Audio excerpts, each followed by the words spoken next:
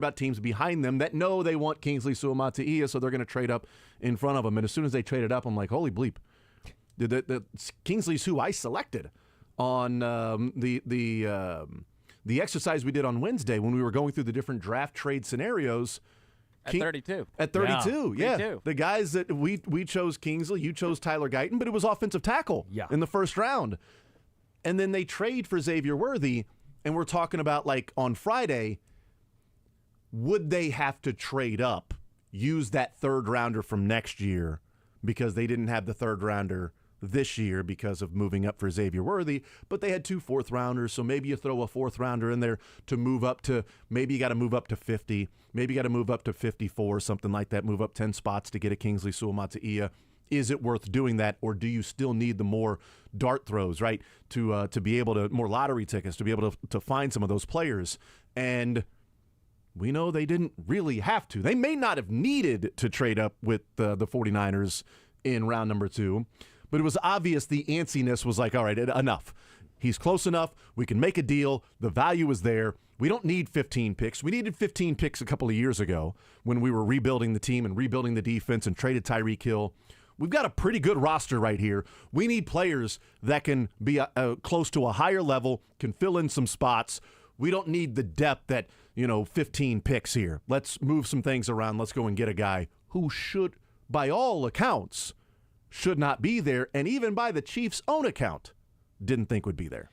Some of my pushback and concern when the Chiefs traded up to get Xavier Worthy was because I sit here and go, okay, well, now you're not getting Kingsley, you're not getting a first-round tackle. Well, I'm an idiot because they got both.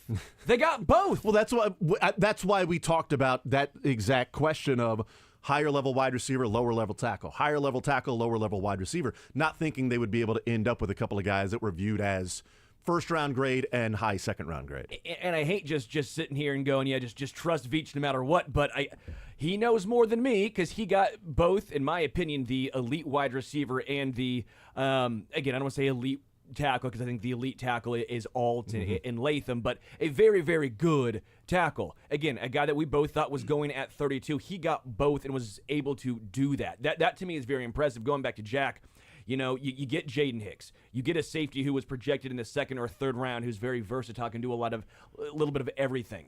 Jared Wiley, we'll see how that plays out, fourth tight end. I'm a little, it is what it is. Yeah. It is what it is. Okay. But I loved fifth round pick Hunter Norzad, the center, who played right tackle, who played left guard, who played center. This is your Andrew Wiley. This is your Nick Allegretti.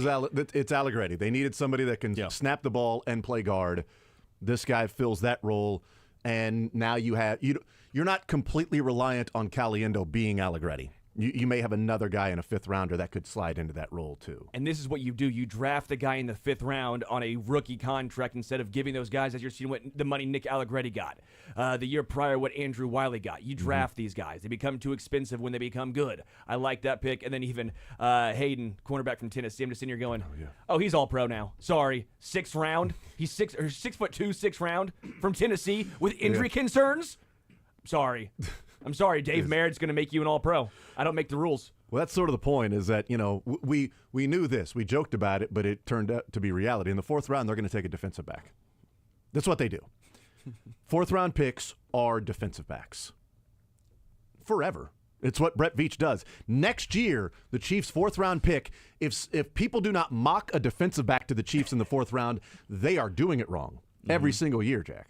Exactly. I mean, this seems to be the recipe every single time. And day one, day two, you're probably looking at an offensive lineman. You're looking at a wide receiver. When you get to day three, that's when they're going to find their defensive backs. And this is what good teams do, as you brought up. They're not necessarily drafting for a starter in day three. And I think some teams lose perspective in that. The ones that are rebuilding, they're going, well, in day three, we have to draft our starting wide receiver, draft our starting running back, our starting tight end. Whereas the Chiefs, the reason you see so much talent get pumped out over and over again is because they may draft a guy who's not ready day one or day two, but they can be ready, maybe not year two. They could be ready like week 6 or week 7. And that's what I look with a guy like Jaden Hicks, right? I think Jaden Hicks can be a guy that slowly works his way into the everyday rotation, kind of in the same way Brian Cook did. Now, Brian Cook's going to be a starter, and he is a starter alongside Justin Reed. But the best teams out there look one step ahead always. And that's what I think I saw with all the day 3 picks. Jared Wiley is not a immediate right now pick. It's a guy that is an athletic freak that you hope that maybe in week 10. I mean, tight ends get banged up all the time, right? Blake Bell got banged up. I believe Noah Gray at one point got banged up. Irv Smith's been banged up before. So just because you have 4 tight ends, it doesn't mean that he's never going to get on the field. Maybe he does, but it's a part of drafting those guys and thinking he is the type of player that can easily slide into this spot. It's not trying to fit a square into or a peg into a square hole. Is that the way? Is that the saying? Square there? peg, round hole. Square. Yeah, there you go. It's not like that where you're thinking, oh, he's mocked to everybody as being maybe a starter early on. It's more of a depth piece, and you don't need to be overly excited about it. Maybe not all of these guys hit, but in past events, in recent history, it kind of feels like those day 3 guys are going to have some impact either this year or next year in a bigger role. Well, we know the Chiefs like to play their 12 personnel. They like to play 2 tight end sets. And when Jody Fortson went down, your 3rd tight end became Blake Bell. So if you were playing a 2 tight end set and Travis Kelce wasn't there, he missed a game, or was banged up, or was tired, Blake Bell's on the field. So I think that's one of those things to where a few years ago, the Chiefs made a clear statement. They were tired of their defense being slow and not being able to tackle. Those are a couple of rough things to be able to have a defense be slow and not be able to tackle. And they went and got speed and guys that attacked the football and came down and hit and tackled. And that's what we saw. That's what we saw with this team, whether it be Shamari or Brian Cook and Trent McDuffie and Joshua Williams and Jalen Watson and Leo Chanel, George Karlaftis. They were tired of the slow old guys that then couldn't necessarily make the tackle. They brought in guys that were going to hit, that were wanting to be secondary players that wanted to be a part of the run game. That's what they were attacking. And I think if you're Andy Reid, Brett Veach, Matt Nagy, offensive coordinator, whatever, that you don't want to go into a season where you look at it and go, 1 tight end goes down and now Blake Bell is going to be out there running routes. So now if 1 tight end goes down, you're looking at either Kelce, Gray, Irv Smith, Kelce, Gray, Wiley, Kelce, Irv Smith, Wiley, Gray, Smith. Don't Wiley. do this one. Don't do that one. Saying, let's say if he's tired. Yeah. Your 2 tight ends are choosing 2 of the 3 of Gray, Wiley, or Irv Smith. It's not Blake Bell out there wasting routes. Anytime Blake Bell would run a route, it was a waste. Sorry. You've got guys that actually can go out there and receive the football and be somewhat of a threat. And I think that's part of all right, that's not happening anymore. We put a lot of eggs in the Jody Fortson basket, and he could not stay healthy. We are going to attack it multiple ways. We don't need just bring in Blake Bell as a blocker because then he turns into a guy that has to run routes. We're going to bring in guys that are tight ends that can also block. Jared Wiley is viewed as a pretty good blocker. Irv Smith viewed as a pretty good blocker, but they can also go and run routes and catch the football. And one of the advanced analytics sort of route tree and athleticism, all that. Jared Wiley coming out of college, one of the 5 players he was compared to, one of them was Travis Kelce, and obviously that's tall cotton to be able to be compared to that, but you get to learn from them. You get to learn the different nuances that are there, and I'm okay with them looking at somebody that, a couple of years down the road. And like Jack said, they like to draft for down the road. This is last year for Justin Reed in the Chiefs uniform. So you lose Justin Reed, but now you still have 3 safeties, Brian Cook, Shamari Connor, and Jaden Hicks, and none of them will be first-year players. You'll have Brian Cook as a 3rd year, Shamari Connor, well, that'd be Brian Cook as a 4th year, Shamari Connor as a 3rd year, and Jaden Hicks as a 2nd year. Time flies when you win Super Bowls, huh? That's exactly right. Yeah, and we're talking about next year. But this is the last year for Justin Reed. So now you've taken a safety position that's paying a lot of money to Justin Reed, and you've flipped that in 2 years of having 3 guys that are all on rookie contracts. Going back to Jared Wiley really quickly here, he had 8 touchdowns last year. That's kind of your point here. I think that's a little unique situation here as well, as they've been trying to find some red zone threats here. It typically has not been wide receiver. They're not going to get that big-bodied X. They have time and time again said they're not going to do it. So what did they do? Well, they had Jody Fortson, who perpetually got injured. I think they tried using him in the red zone, but when you couldn't stay healthy, you can't use him. Well, this guy is a threat in the red zone with 8 touchdowns for TCU last year. Now, one of them was an 81-yarder, so that's not in the red zone, but still point remains. Yeah, I don't think I'm going to downgrade him. You're not going to downgrade for having an 81-yarder. Having 8 touchdowns is a huge step in the right direction for Kansas City for a guy who is 6'6". This does give me some question about Irv Smith. I don't know if he can be placed on the practice squad or not because his guaranteed contract is only $384,000. I don't think the Chiefs carry 4 tight ends. Maybe they do, and I'm wrong here. But it's not like Irv Smith you have to keep. $384 million guaranteed. 84,000. 384,000. If it's $384 million guaranteed, you have to keep him. On me, you have to. Also, what a terrible contract. The Broncos would. The Broncos would somehow still release him. Why would you? What a terrible contract. 384,000 guaranteed. So my point is, his spot's not guaranteed. Not guaranteed. It's not as guaranteed as $384 million, but it is not. You're right. And if they keep 4 tight ends, then they're going to keep 5 wide receivers. We were talking about them keeping 7 wide receivers. Well, there have been years where they've only kept 5 wide receivers.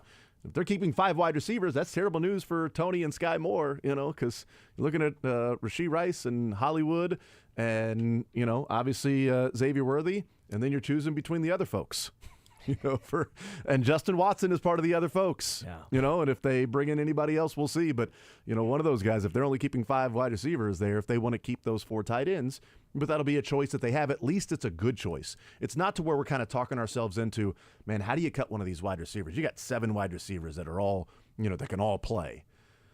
Well, I mean, sort of foolish, looking back now because they didn't have 7 wide receivers that could play. We know that. They were looking for 1.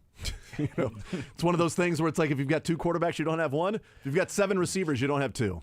I heard people clamoring for Byron Pringle to come back last year. That's when you know you're in a bad situation. I mean, they brought back McCole Hardman. That's when you knew you were in a bad situation. And so, now that you have some real choices at the top, you don't feel like you need to go deeper in your wide receiver group because you're hoping somebody establishes themselves.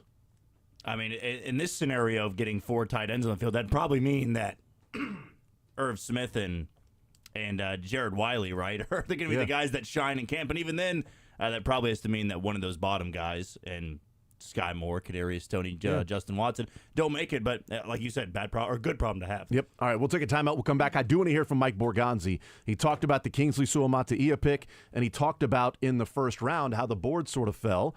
And I thought it was interesting. So 2 different rounds, he gave away a little bit what the thought process was and how aggressive they were wanting to be for these players. We'll talk about that coming up next here on Sports Radio 810 WHB, a Monday edition. It's The Zone.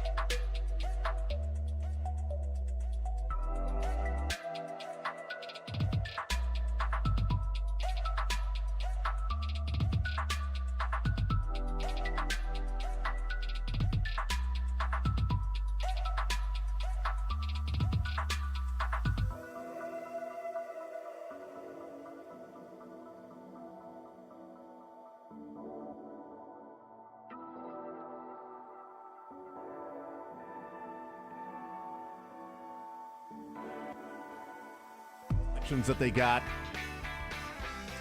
Let's hear from Mike Borgonzi, because I thought there were a couple of interesting things here with Borgonzi. Let's play clip number 12 here. And this is a quicker clip, and I think it was Todd Lebo that asked him about, as the second round was going on, did you get the feel and the sense that you would get a chance to draft Kingsley Suamataia? Yeah, so we probably started around 52, 53, 54. We were on the phone trying to get up to get him. He was the guy that we targeted, and I think Baltimore took a tackle there at 62. And then we just felt like, let's just make a small move and get him. 52, 53, 54 is where they were looking to move up to get Kingsley Suamataia. Luckily, a team did not agree to that deal with the Chiefs to move up because whatever the price tag was, they didn't feel like it was good enough because they were able to take Kingsley at pick number 63. The Miami Dolphins took Patrick Paul, offensive tackle from Houston. The Houston Texans took Notre Dame's Blake Fisher. And then the Ravens took Washington's Roger Rosenbagger, Henry Rowan-Gardner. Those were all names that we talked about that the Chiefs could get in the second round if they passed on Kingsley. Yeah. It was like, do they get a Patrick Paul? Do you get a Roger Rosengarten? Guys that have played right tackle.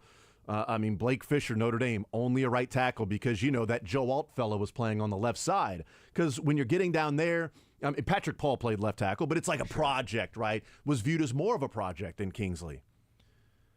And then he's there at 63. Like, that makes sense as to why they were wanting to move up at 52, 53, because you had three other tackles that ended up getting drafted before they got Kingsley Suamataia. What makes me laugh is almost like those teams forgot he was on the board.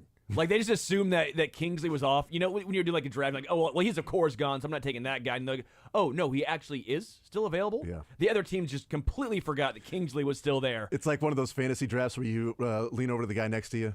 Hey, man, is this guy still available? It's the 10th round. No, a judge is not available. Sorry. I was wondering, just didn't make sense that Spencer Strider was still there in round 11. But I didn't think so. I didn't think so. Yeah, I didn't. Did Caesar live here? Yeah, I didn't think so. I didn't think he actually lived here. Yeah. Is the Chiefs leaning over to the a team that had already drafted, let's say like the Cardinals? Yeah. I've got this. Is Kingsley still available? Is he hasn't been picked, right? I'm going up and down. Is Suamataia still there? That's interesting. But it shows how aggressive they wanted to be. That's how bad they wanted Kingsley Suamataia. They clearly wanted Xavier Worthy pretty badly because they moved up to 28. But how high were they willing to go? Well, let's hear Mike Borgonzi weighing in about how the board fell after taking Kingsley in the second round and what the first round looked like and how everything sort of shook out. I know having 6 quarterbacks go within the top 12 picks was, I don't know if 1984, I think that might have been the last time. So yeah, we knew it was quarterbacks, it was receivers, it was tackles, and there was going to be a run on these guys. And all the tackles went off the board probably at 20, 21 that we kind of, we're kind of focused in on. And with Worthy, we were just waiting for him, and we tried to trade up earlier for him in the 20s, and we ended up getting him a little bit later. Again, another player they were trying to trade up further to get Xavier Worthy. Now, I do wonder where at in the 20s. Like, were they trying to trade up ahead of, where the Jags took Brian Thomas? Like, was Worthy their 4th best wide receiver on the board? Because if they're trying to trade up and Brian Thomas and Xavier Worthy are both there, but they're trying to trade up for Xavier Worthy, did they view him as the 4th best wide receiver on the board, and they would have been trading up to 21 or 22 to get Xavier Worthy? Now, maybe they're talking about after the Jags took Brian Thomas, okay, well, now there's another wide receiver gone, and this is our best wide receiver on the board, so let's call the Detroit Lions. And they said, sorry, dude, Terry and Arnold's there. We're not passing up on this. We have such a need at cornerback, and we can't believe this guy slid all the way to 24 it's not going to be worth it for us to pass up on this guy. Thanks, but no thanks. And then Arizona's sitting there, and Green Bay's sitting there, and they're going, yeah, we need a tackle. We're not going to let you trade up and get a tackle. Who are you? Because I don't know how common the practice is that if you're trading up with somebody, you have to tell them who they're trading up for. Typically, from what I understand, that doesn't happen. That you don't tell them the person you're trading up to get. And so it's just sort of a trust thing. So you got to sort of read what that because if I tell you who I'm trading up to get and you say no and then you draft that guy, like, well, screw you, you know? And you can't go to the media because then it just looks like you got played. Yeah, that's right. So then, Green Bay's there. So then maybe they looked at Tampa and was like, well, Tampa, they're not going to take a wide receiver. They just gave a whole lot of money to Mike Evans, and they've got Godwin. So maybe we don't have to worry about wide receiver there. And then Arizona just took Marvin Harrison. Don't have to worry about wide receiver there. Okay, the next spot to move up would be the Bills. Well, let's give it a shot. We know they want wide receiver, but let's talk to them. Let's see what they want. Let's see. Okay, well, we worked it out. Maybe it was a little bit of a higher interest rate to trade with the Bills, but let's do it to get up to 28 because at that point, you're like, all right, here's some wide receivers that may be going somewhat soon. So it's just interesting that, we know that Brett Veach is uber aggressive. We know that he wants to trade up and he can't help himself but to trade up, and he said that before, that he can't help himself. Like one of the questions at the pre-draft press conference was, can you see yourself sort of moving up in the mid, first round? Well, I can always see myself doing that. It's just a matter of having the owner sign off on it and being okay that we do that. I can always see myself doing that. But I would love to know at what point in the 20s were they looking at Xavier Worthy? Was it before Brian Thomas or after Brian Thomas? Because, again, that's high praise if they viewed Xavier Worthy as better than Brian Thomas, as a better fit for them and a wide receiver that they viewed as number 4 on their board and not clearly number 5 on their board. I think it's also interesting that he mentioned Fatanu. Well, mentioned 20 or 21. Fatanu was 20. Yeah. So that was the final offensive tackle on their board. And Brett Veach had mentioned tackles when they went there. Then we knew that it was sort of done with trying to move up and get a tackle. But I think it's a good point of where do they view Worthy in comparison to Brian Thomas Jr.? Again, if they did try to trade up to 22, 23, we'd have a better understanding. Mm-hmm. We'll never know because you're not going to go and say, we wanted Brian Thomas, but we got Worthy. Yeah. But again, when you look at how this draft fell, they got lucky. I don't want to say lucky twice, but it fell for them twice that teams did not trade with them, and they were able to make minor trades and still get their guy.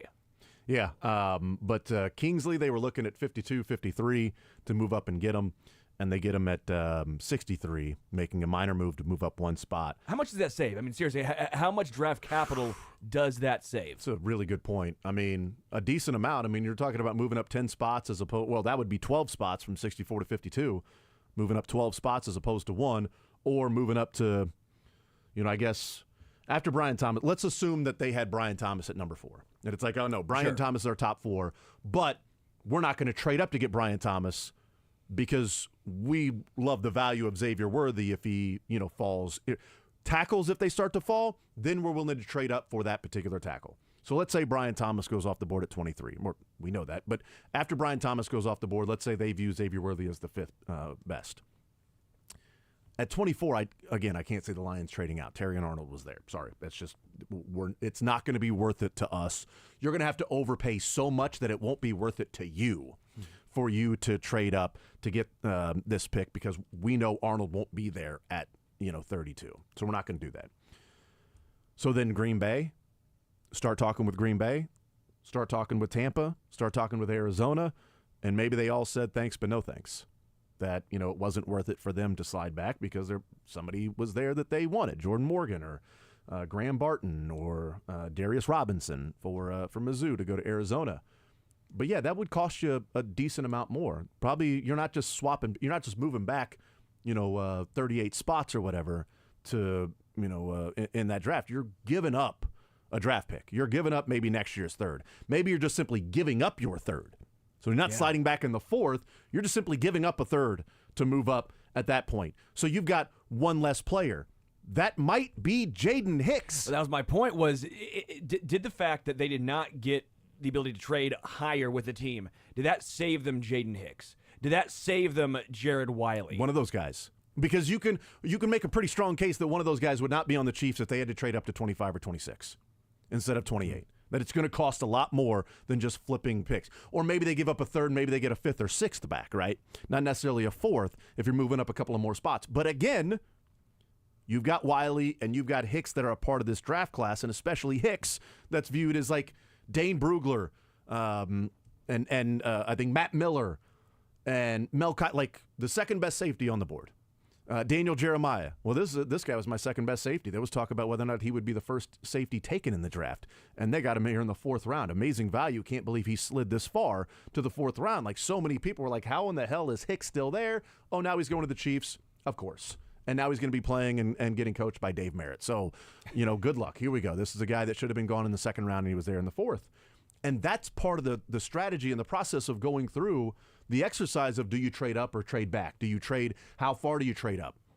Because this is a real life scenario that if you moved up to get Worthy at 25, you don't have one of the two of Wiley or Hicks. And instead, it didn't work out. Sorry, Sterling. No, my fault. No, you're good. Yeah, it is. It didn't work out, and they still got Worthy. And they still got those two guys. Well, and then you go to the 2nd round with Kingsley. They were trying to move up 12 spots. Now, again, it's the 2nd round, not the 1st. But still. Is that a 5th rounder? I don't have the value in front of me. Go try to find the chart real quick. I got it somewhere. Is that Norzad? Is that your backup offensive lineman? Is that your Allegretti that you just lost? Again, these are all things. When we look at this draft, and again, we don't know how they're going to play out in 2024 and beyond, but all we can look at is the process right now. Well, the process played out pretty damn well for Kansas City. If you're upset about what the Chiefs did, you have no reason to be. Again, I don't think they hit every single thing right. Again, we can look back. We know Breland Speaks was a miss, and McCole Hardman. We know probably not every single one of these dudes are going to be a hit.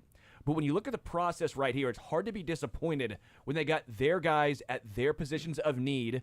And the times they did try to trade up, teams basically said no thanks, and they still got their dude. So to move up to 25, according to the draft chart, you're 50 points away.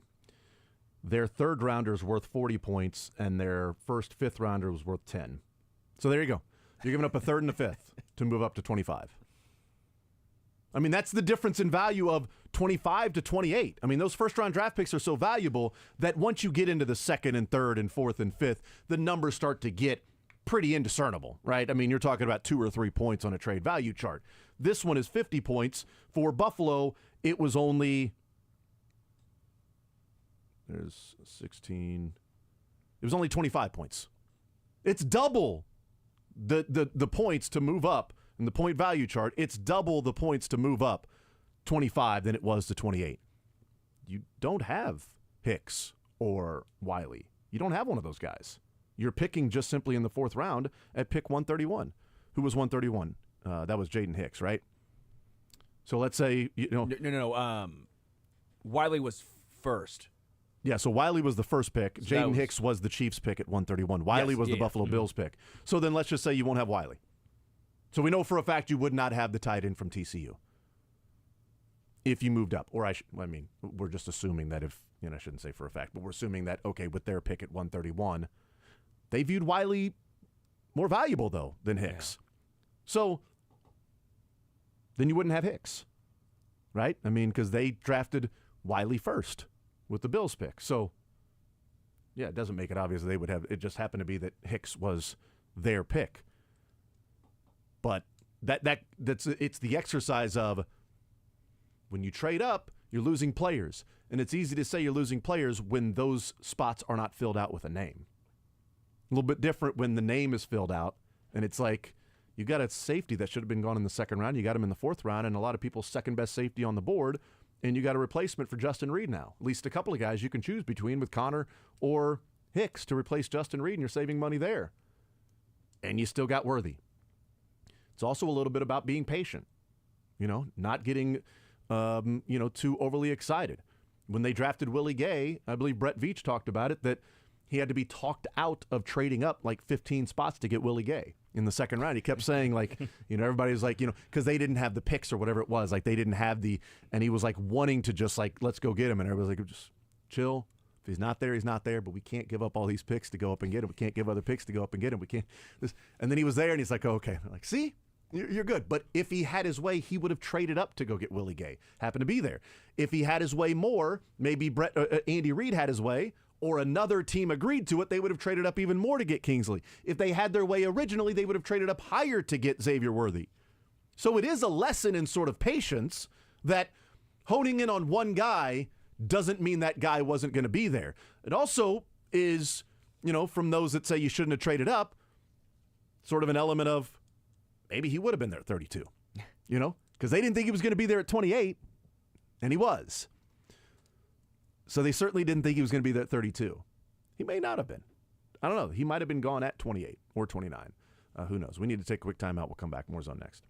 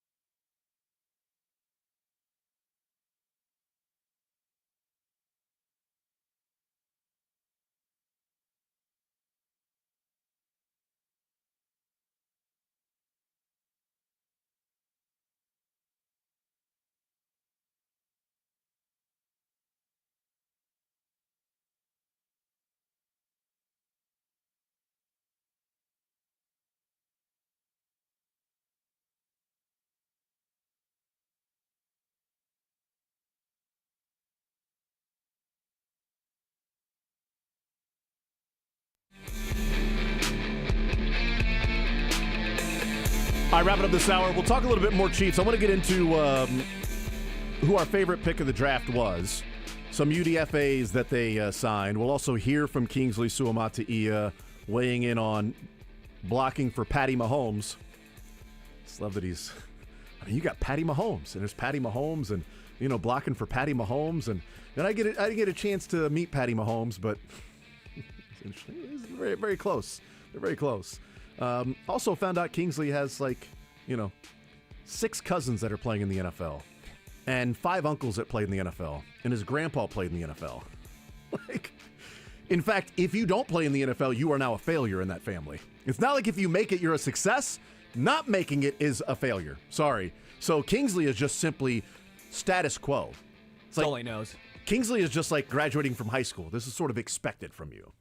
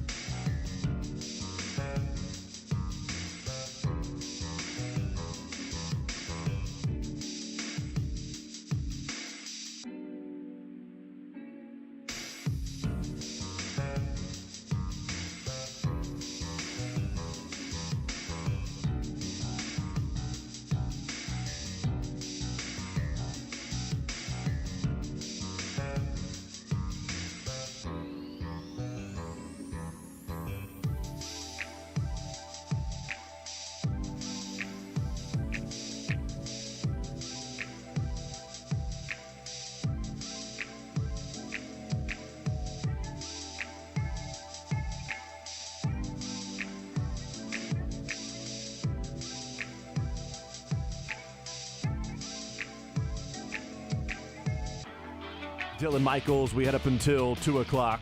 3 more hours to go. We'll talk with Josh Kaiser coming up at noon. One Royal Way podcast. We'll talk some Kansas City Royals with him, 17-12. Kansas City Royals heading on the road and continuing their road trip to Toronto with Jonathan Bolin on the mound tonight for the Royals. Let's go around the room and favorite draft pick of the draft. We may all land on the same one. May land on different ones, but my favorite pick of the entire draft for the Chiefs was a guy we've spent a lot of time today talking about. So it's Kingsley Suamataia in the second round. I love what Xavier Worthy can do for the team and the offense and what he can bring. It's certainly colored by the fact that I did not think Kingsley was going to be there. If a lot of projections and mock drafts, and this sort of shapes and colors our view of the NFL draft, and Dane Brugler and PFF and Mel Kiper and Jeremiah and Matt Miller and guys like that cover the draft for a living and follow sort of their evaluations and hearing what different teams are talking about.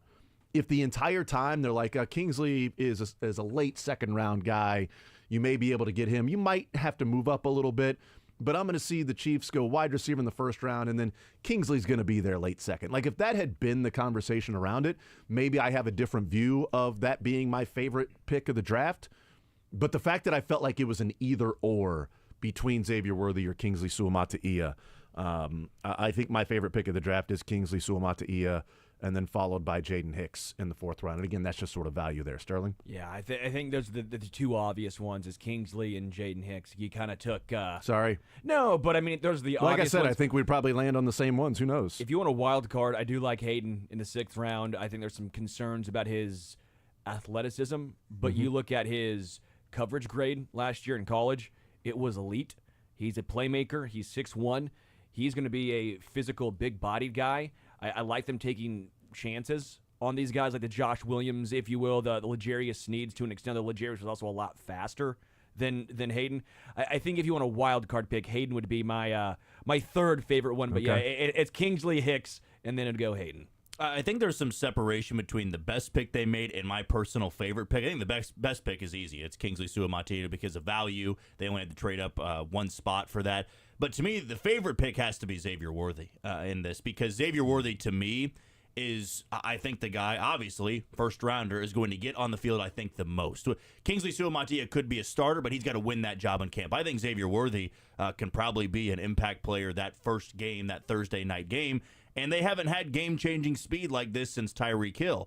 And I go back to the fact of, when we've seen Brett Veach not only trade up, but trade up in the first round, he's gotten a very good player, right? Patrick Mahomes, and then he got Trent McDuffie. So there's something to look at when he's trading up in the first round. I feel like a lot of teams, not just Buffalo, but some of the teams that passed on Xavier Worthy are going to go, maybe we should have had him higher on the board just because Kansas City took him. And if Kansas City is trading up in the first round and clearly felt like he wasn't going to be there, maybe we missed something. I mean, when I go and look at his highlights at Texas, all 3 years there, it's hard not to be excited about that, because he's going to be an impact player in the receiving game, but also probably their punt returner and could lead to a couple of big-time plays in special teams. He, to me, is my favorite pick, though I do believe the best pick was either Kingsley or Hicks there. Dylan? Yeah, I'll have to go Kingsley or Hicks as well. I am excited, like Jack said, about Xavier Worthy just because of the speed. Fastest guy at the combine ever. It kind of is almost the Al Davis approach of get the guy who can throw it the farthest and the guy who can run the fastest, so that'll be fun too. But yeah, Kingsley is the safest, I feel like. When you go lineman, they did that kind of calculation of all the first round positions and what had the highest hit rate as far as getting a second contract with that team. The offensive tackles were the highest hit rate. So you get a guy that was basically projected to be 32, and you add 32 picks and you still get him. Yeah, basically. Yeah, I mean, going through the exercise of what they would have traded to get up, traded away to move up even more. They didn't have to trade up to get Jaden Hicks, but I like the way that that Jack presented it there, of like favorite or best. Like, I'm with you when it comes to like the best, because Xavier Worthy can make the most immediate impact, and he's going to be viewed as that. He has to be the one that makes the most immediate impact because you took him in the first round, and it is something that you viewed as deficient last year in having speed on this team. And look, the Miami Dolphins continue to be, and I'm not saying it's the wrong strategy, but they are pretty obsessed with speed. And it's one of the reasons why, people were like, maybe they'll get Xavier Worthy. Maybe the Miami Dolphins will end up with, and then everybody's mind will be blown that, oh my God, now they got Xavier Worthy to go along with that. But they end up with Jalen Wright at Tennessee. And he's one of the fastest running backs. And that was in the 4th round. And people looked at it and was like, okay, I understand why you took Jalen Wright, but you do have Devon Achane already. You've already got some, and it's because they have their particular type. They want speed and speed and speed and speed, and that's one of the things that they'll be focusing on, especially from the running back spot. I would have loved for the Chiefs to land a running back in this draft that had some speed, that had that quick burst, that had that suddenness to his game. And we'll get into Imani Bailey and what he may be able to offer to the Chiefs if he can be that guy, even though he graded out terribly. It's one of those to where the grade and the athletic testing doesn't match the tape, and you're wondering why he looks so quick and has a sudden burst through the hole and makes guys miss. And one of the clips that was there of the advanced sort of game watching like they do on Prime Vision. As he's running, they had the miles per hour there, and he reached 20.4 miles per hour running. So, he's not some slow... He's not Carson Steele, the UCLA running back that they also brought in. But the athletic testing looks terrible for Imani Bailey. But maybe he's really good. But getting a guy like Xavier Worthy is somebody that needs to make an impact right away. And not just on special teams, not just on punt returning. I don't know about kick returning, but not just on punt returning. He has to make an impact right away. And I think a lot like Rashee Rice last year. So one of the things we talked about with Rashee Rice as opposed to Sky Moore. My concern of Sky Moore was in learning the offense for the Chiefs and him being someone who gets praise and his effectiveness is route running, separation. He catches the football, 0 drops at Western Michigan, the biggest hands in the draft of any wide receiver, even though he was smaller, right? He was just sort of a freak with how big his hands were, which made, sense as to why he caught everything thrown his way. But the nuances of the Chiefs offense in route running and getting open is different than Rashee Rice finding openings in the zone, which is what he was really good at, or a back shoulder throw being a bigger body guy, or somebody that is able to make some jump ball acrobatic catches. And one of the reasons I thought Rashee Rice could make more of an impact than Sky Moore is, well, if Patrick Mahomes is in trouble, his outlet might be, well, there's Rashee Rice down the sideline. I'm just going to go ahead and give him a shot, and he'll make a catch, as opposed to having to have the nuances of the position of the route running. They didn't do that very often with Rashee Rice. It's, when people are like, well, they need a big-bodied guy to go up and get jump balls. It's not part of the Chiefs' offense. They don't throw jump balls, okay? They never threw back shoulder throws, and that was one of the things I wanted the Chiefs to go and do, and Rashee Rice allows them. They had a few back shoulder throws to Rashee Rice.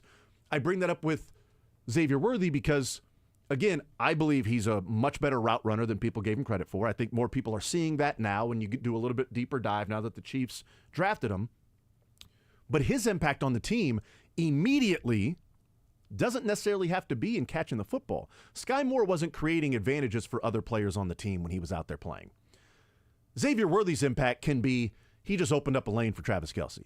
He just opened up a lane for Rashee Rice. That safety now is paying attention to him as opposed to going, we're just going to leave one-on-one with MVS. We're going to leave one-on-one with Kadarius Toney or Mecole Hardman down the sideline. That doesn't worry us. We have to shade over here because Xavier Worthy is going to blow right past that guy, and Mahomes is going to throw it a mile, and there is now somebody on the Chiefs that Mahomes can't overthrow. And so we are going to have to shade this safety over here for a little bit when he's on the field. Even that part of it makes an impact for the Chiefs, even if he isn't the one getting some of the reception. So I think, as opposed to Sky Moore and Rashee Rice, I think Xavier Worthy's impact may not even be able to be judged in receptions and yards and touchdowns, even though I think he's going to get his fair share. What he does for the offense, I think, is impactful. That's a really good point. Thanks. All right, we'll take a break. We'll come back. Yeah, you can mark that one for Jason because I actually gave him credit for once. Is the program up? What does it do? Can we not play anymore? Is it broken? What's high score mean? That's right, weird. Sorry. Yeah, it's on the loop again. That we used to have. That's a great point. That's a great point. Yeah, there you go. Go ahead, Sterling. No, but because you're right, no one was scared of MVS. Once the season went on, and by the time this season started in particular, because he's been here now, no one was scared of him as a deep threat. No one was scared of him even catching the ball. Well, with Xavier Worthy, the only people scared were the Chiefs when they threw it. Come on, catch the ball. Good try. Oh well. But, even though he caught the ball against the Ravens, so yeah, playoff MVS is different. Playoff MVS is different. We know it's a different situation. We need to separate those two. Yeah, you're right. Playoff MVS elite. Regular season MVS buns. But Xavier Worthy. How many scoops? 2 scoops. Okay, 2 scoops. great. Yeah. But Xavier Worthy, you do have to be scared of deep, and with him coupled with Hollywood Brown, both on the outside. If you have Rasheed in the middle, well, now what are safeties going to do? Which way are they going to shade? And are we going to start seeing 2 high safety sets? We didn't see that towards the end of last year because no one was scared. They didn't have to. They could stack the box a little bit, if you will. Well, now they're going to have to, or else you're going to have a one-on-one with either Hollywood or Xavier on the outside.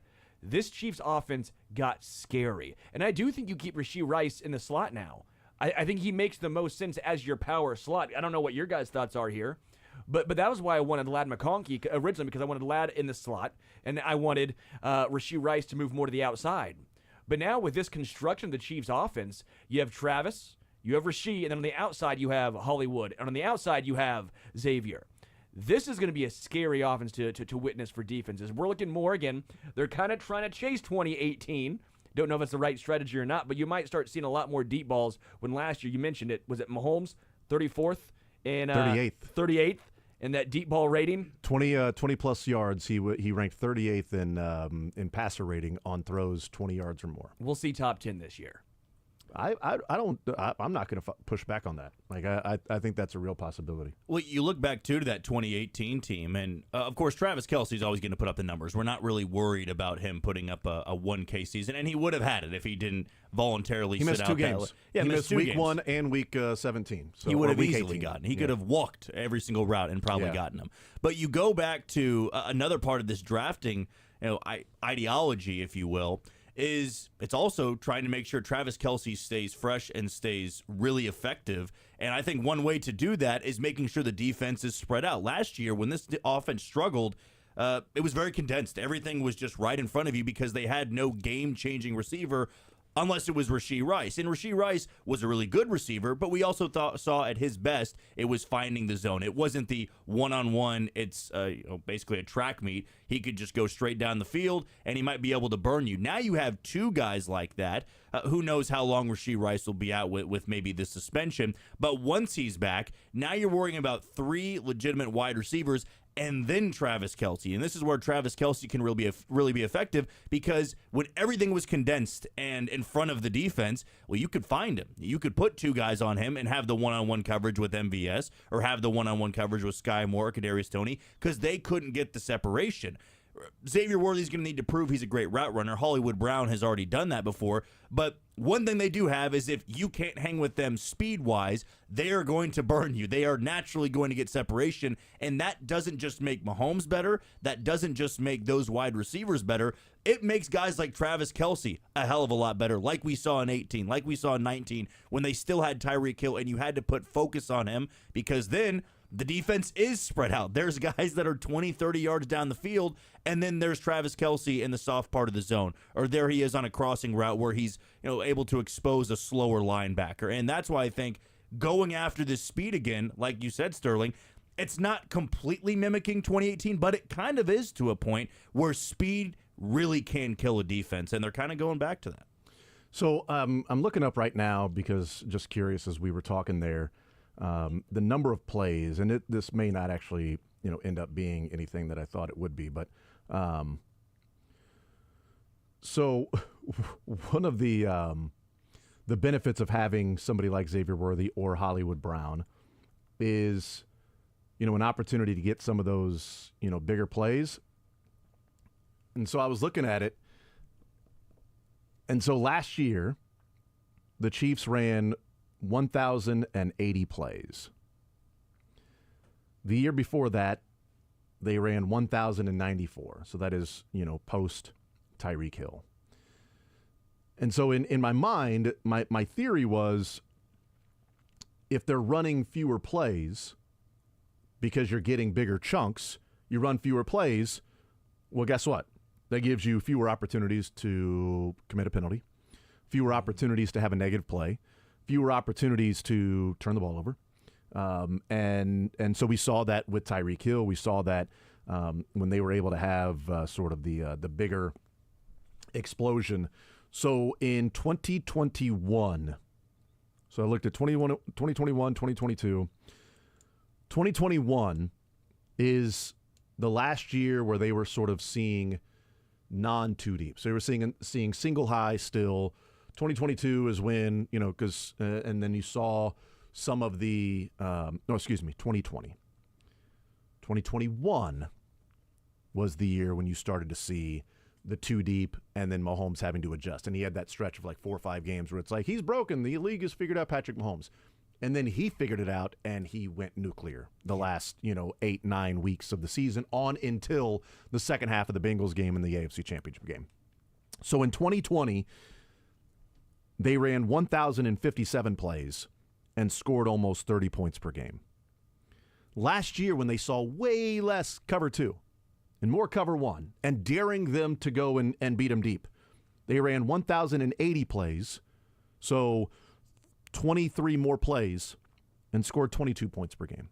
They were 8 points per game fewer while running almost the same exact number of plays. Now, the year where everybody dropped into the cover 2 and they had to figure it out, they ran over 1,100 plays. So it was the most plays. They also scored 28 points. So they were having to dink and dunk a little bit more and run more plays to get down the field. They were also more effective because they did have a Tyreek Hill. They had somebody that at least made them stay in the cover 2 in the 2 deep, but also worry about the fact that somebody was going to go deep. So allowed some players maybe to be open over the middle and do some of those things. So they were still able to score and things like that. I don't know what the correlation is there. Sure. I wanted to see, like, in my mind, I thought, all right, well, if I go back, I bet they've ran a lot more plays over the last couple of years than they did previous. Well, they ran more plays this year than they did the last year of seeing single high. They were just scoring 8 fewer points per game in running those same number of plays. Yeah, it's interesting because the offenses were down as a whole last year, but part of that was also because backup quarterback central was the name of the game. So how much of that actually affects from 2020 until last year? The Chiefs' defense was a lot better. So how much does that take into account? Well, you don't need to score as much, and the defense is taking care of business. They don't. That's fascinating because you're right. I was thinking the same thing as you. I'd have thought, okay, maybe it's 80 plays less. A full game less. Yeah. Maybe it's 100 plays less, a little more than but 23 plays is not enough to get a full sample size on. But again, the scoring margin was such that gives you at least with Hollywood Brown, with Xavier Worthy, are we going to see more of a 26, 27 points per game instead of you said 22.3 last year? 21.8. Wow, 21.8 last year. 21.8 points per game. So I just rounded up to 22 to make it easy. Yeah. In 2020, they were 29.6, so I just rounded up to 30. So 22 and 30. So it's 8 points a game. It was 7.8 points per game, but easier more just than a to touchdown. say. More than a touchdown. Absolutely. But then and running almost the same number of plays because also if you have more of a threat and you don't have as many penalties and things like that. That's one of the things where the teams were saying we're going to keep everything in front of us with the Chiefs, and we think they're going to make a mistake at some point. We think they are going to have a negative play. And third and Mahomes wasn't necessarily a thing last year. We've always what's third and Mahomes? Who cares? It doesn't matter the yardage. It's third and Mahomes. So you had a negative play here, a negative play there. Okay, cool. We'll find a way to get it done. And I think third and Mahomes has a greater possibility of coming back this year when you've got 2 guys in Xavier Worthy and Hollywood Brown that offer something that nobody on the Chiefs team offered last year. Well, you also look at it, too, and I think it's funny over the course of this dynastic run, if you will, is we've always seen these teams draft and try to stop Kansas City one way. But what's made them so difficult to stop is they found and adapted to different ways to win. In the beginning, it was, we're going to have the most explosive offense that the NFL has ever seen. So how do you try to counteract that? Build a really good defense. And then when the Chiefs learned after Tyreek Hill, we have to get better defensively. We have to get younger, more athletic, faster. Then everybody said, okay, well, now we don't have to worry so much about the offense, even though they still have Patrick Mahomes and Travis Kelce, but we got to figure out how we can beat this defense. So now you see teams drafting of, well, we got to match that offense because, hey, that Chiefs offense only put up 22 points a game. We can meet that as long as the Chiefs don't have the number one defense in the NFL. And then now we see them going back to, it's this explosive offense. So you want to go back to the root of this success of this run. There's been so few dynasties in the NFL because a lot of teams say, we win this way, and we're going to continue to win this way. And it's easier to beat those dynasties or those upstarts because there's one way they play. And the Chiefs make it so difficult because they've won different ways. They've won with Tyreek Hill. They won after Tyreek Hill. They won with a really good defense. Now it's, well, let's build this offense back up again. And it's, how do you really stop it? Not only do they have the best quarterback in the league and maybe the best quarterback it's ever played, but you're having to change your ways, your philosophies on how to beat them because they're constantly a different team in what they excel at. Xavier Worthy, we'll see what kind of impact he'll make, but I think there's so many things he can do for this offense, and I'm excited about that. And we will we'll see what who else they may bring in and how the offense ultimately looks this year. We'll take a timeout. We'll come back, continue rolling, and we'll talk a little Royals on the other side of the break. Also, we'll get into whether or not Donovan Smith is right around the corner. If they're and look at some of the undrafted free agents. I mentioned Imani Bailey, Carson Steele, Spencer Sanders is brought in. Somebody's got to be able to throw the ball to Xavier Worthy. I mean, if you're an Oklahoma State fan or watched him, you'll just say, yeah, but he won't throw it on target to him. He won't throw it near him. Leave that for Mick. Leave that for Mick. Yeah, exactly. Sorry, that'll be the dig for Mick. It's like, well, you know what? But then Xavier Worthy, that's what he's used to at Texas. Somebody tweeted out Xavier Worthy led the nation in. The quarterback almost got to a wide open receiver. Led the nation as well. The quarterback missed him again. We'll take a timeout. We'll come back. More Zone next.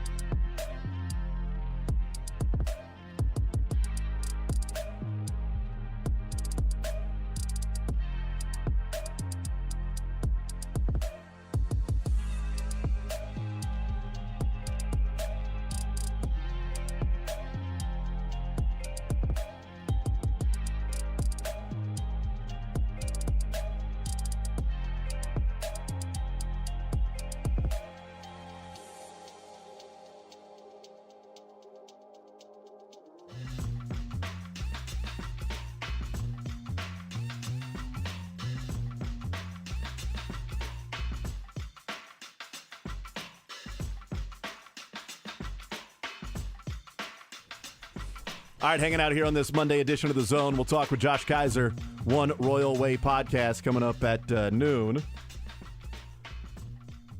Donovan Smith, is that the next move by the Chiefs, or do they need to go and get Donovan Smith, Jack? I don't think they need him. I mean, Jack gave two thumbs down. Hey, the Roger Ebert, two thumbs down. He did his job. He did his job. And to me, signing Donovan Smith shows that you don't have faith in Wanye Morris. Or Kingsley Suamataia. And I would rather have those two guys go into St. Joe, win that job, than say, man, we need another year of development for Wanye Morris and Kingsley's not there. At this point, I think it's all right to take that risk. And also, I mean, Donovan Smith did his job. They won a Super Bowl. He wasn't the best tackle in the league. They won a Super Bowl, though, so flags fly forever. He did his job. But to me, it's not like a scenario where he was one of the best tackles in the league. I go give him that money again. He would be cheap, theoretically. But I'm with Sterling here. I'm a big Morris fan. I'm also a huge Kingsley Suamataia fan. To me, this is that year. I think one of those guys has to win the job, and the other one is kind of becoming the swing tackle. Sterling, you in agreement, or you want to go get Donovan Smith? It depends on the day. You can't back down from the one. You fanned him now. It depends on the hour. Is Wanya listening right now? Because he's not going to be happy. Well, after the first round, my thought was, okay, great. So have you and Wanya Morris's love reached the end of the road? No. I thought Wanya was a starter, and then Donovan. That was good. Donovan was going to be the backup, right? That was my game plan. Well, now is there even room for Donovan on this team when you have Wanya, when you have Kingsley, and then the unknown of Prince Tega Winogo? Yeah. You know, at some point you have to let your developmental prospects grow up, or else what's the point? Mm-hmm. I think now I'm more comfortable with no Donovan. I was laughing. I said, the second round really, this is going to be Donovan Smith's draft as well.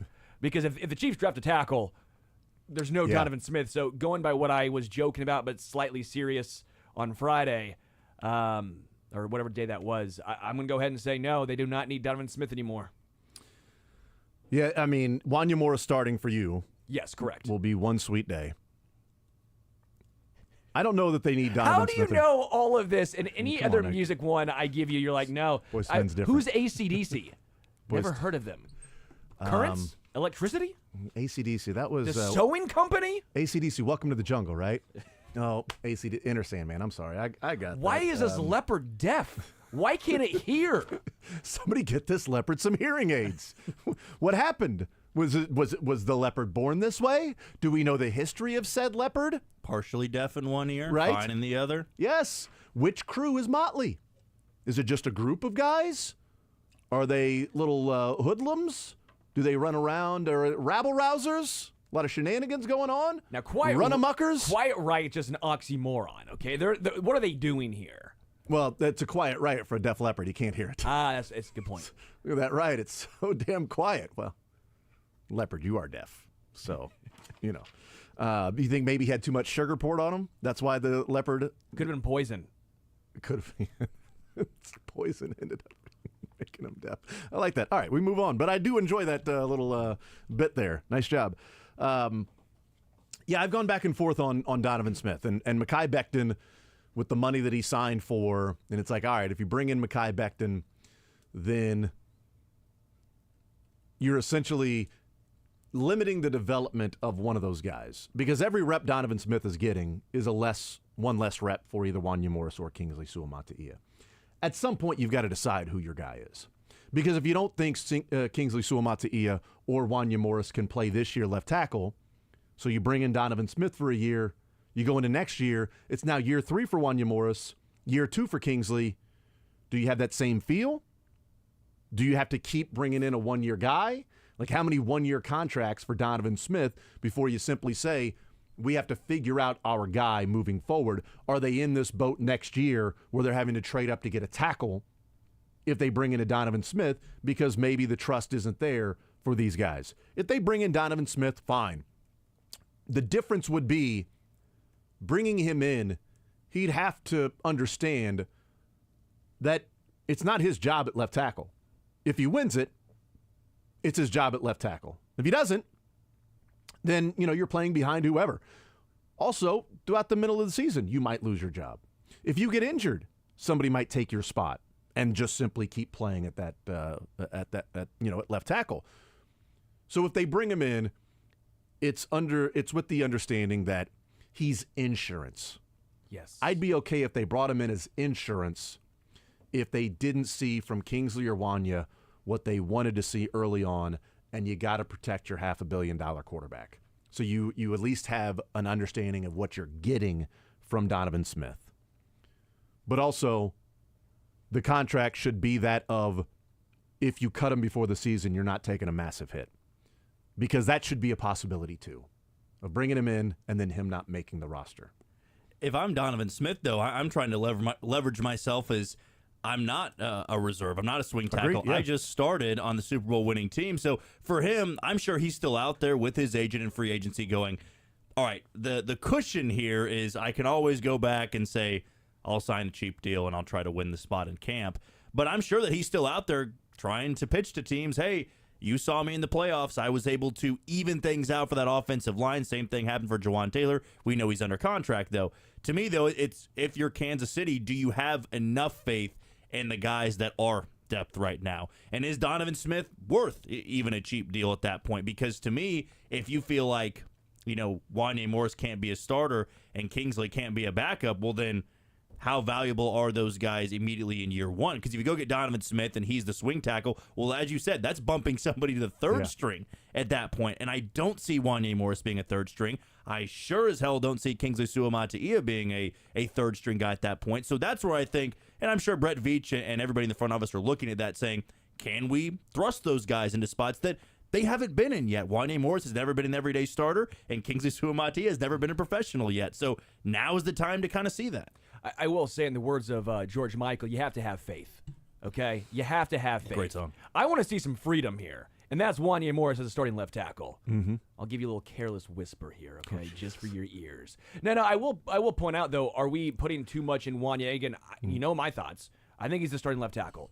But do they view him as the right tackle?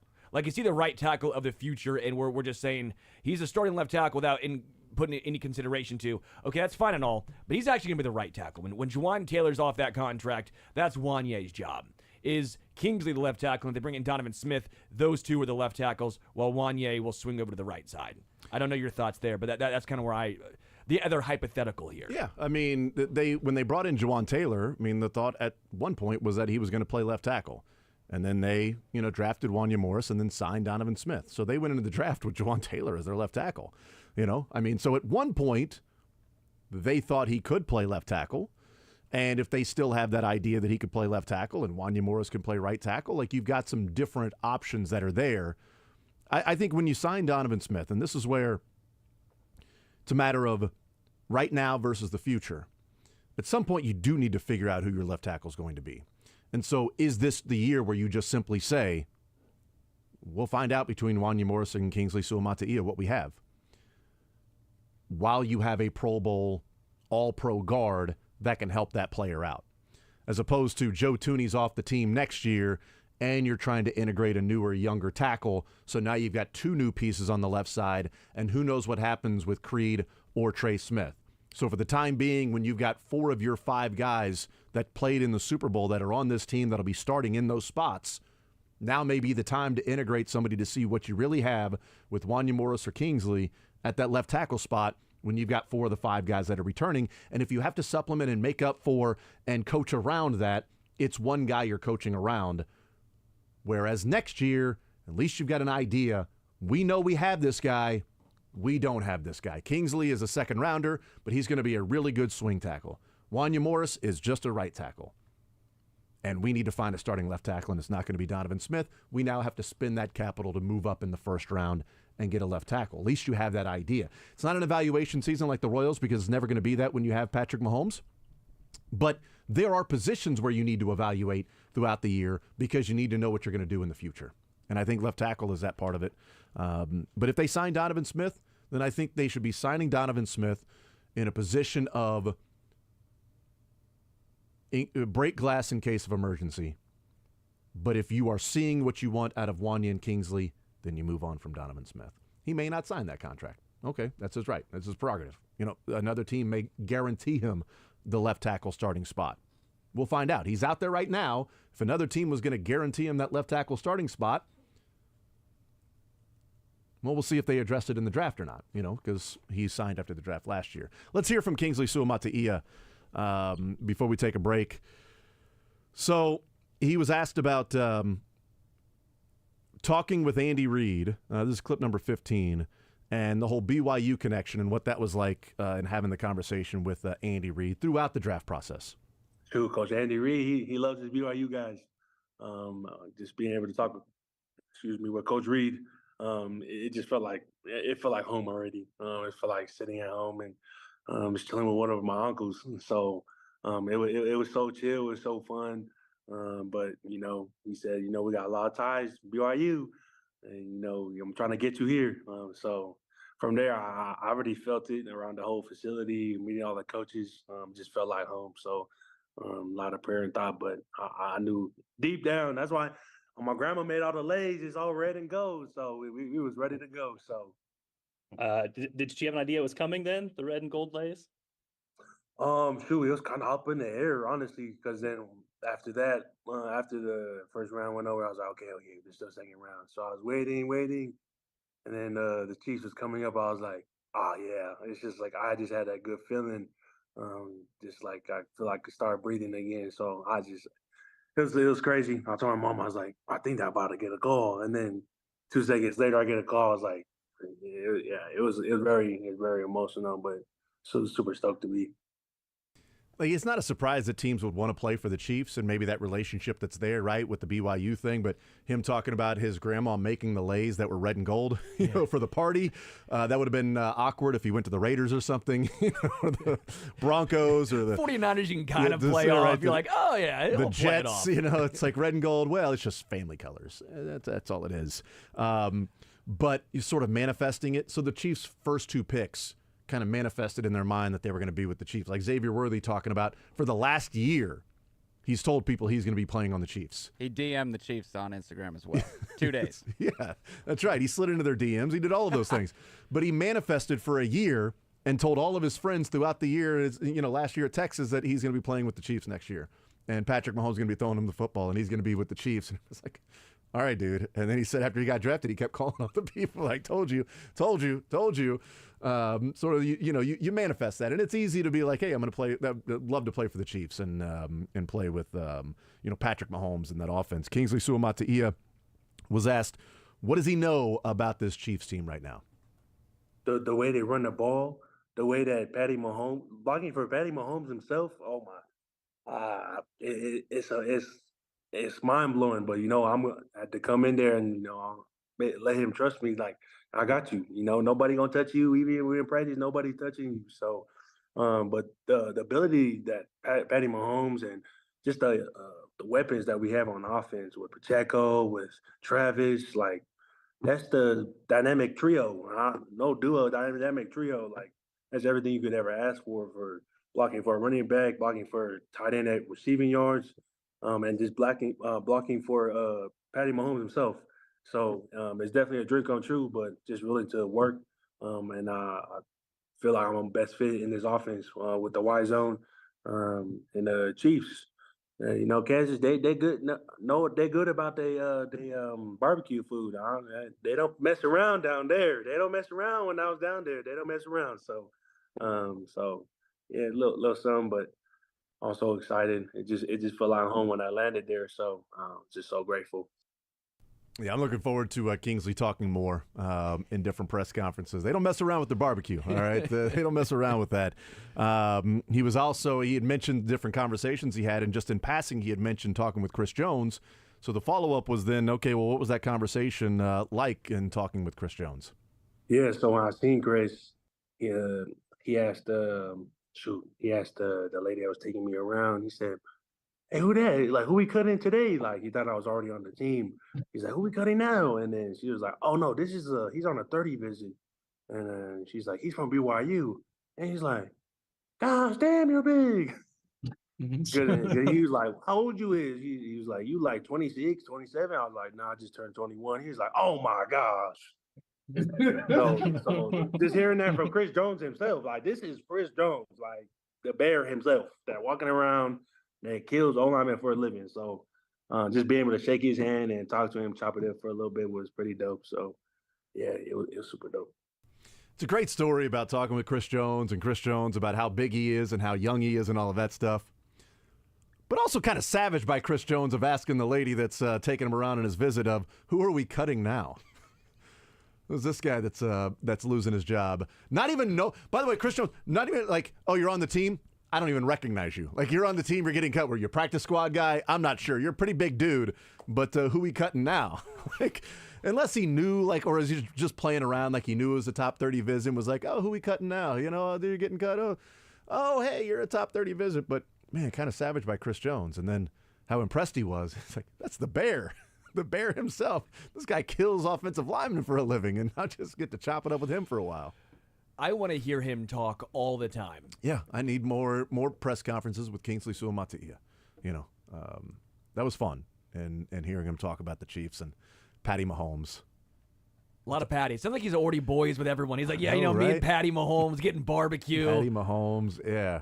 You know, nobody's going to touch you. Nobody's going to touch you. Just trust in me. Nobody's going to touch you in a game, in practice. Nobody's touching you. I will say that gave me a little bit of flashback, because anyone else remember who said that? Orlando Brown. Orlando Brown said that. Mm-hmm. Well, Jr., of course. Orlando Brown Jr. Said that. And now I have, it's like day to day. Like, you have a little PTSD of day to day. Oh, yeah. No, what's going on? No one's going to touch you. The last man that said that, yeah, Mahomes got touched a lot.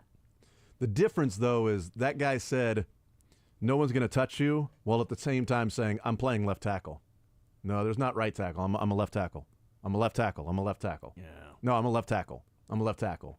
Where Juwan Taylor, Wanya Morris, Kingsley, whatever position they want to play me at. Like, Juwan, his introductory press conference was, well, you're going to be left tackle or right tackle, wherever they need me. I mean, wherever they need me, I'm willing to play. Like, I just want to come in here and play with the Chiefs. And Kingsley, right tackle, left tackle, what do you need me to do? I'll just go out there and play whatever you need.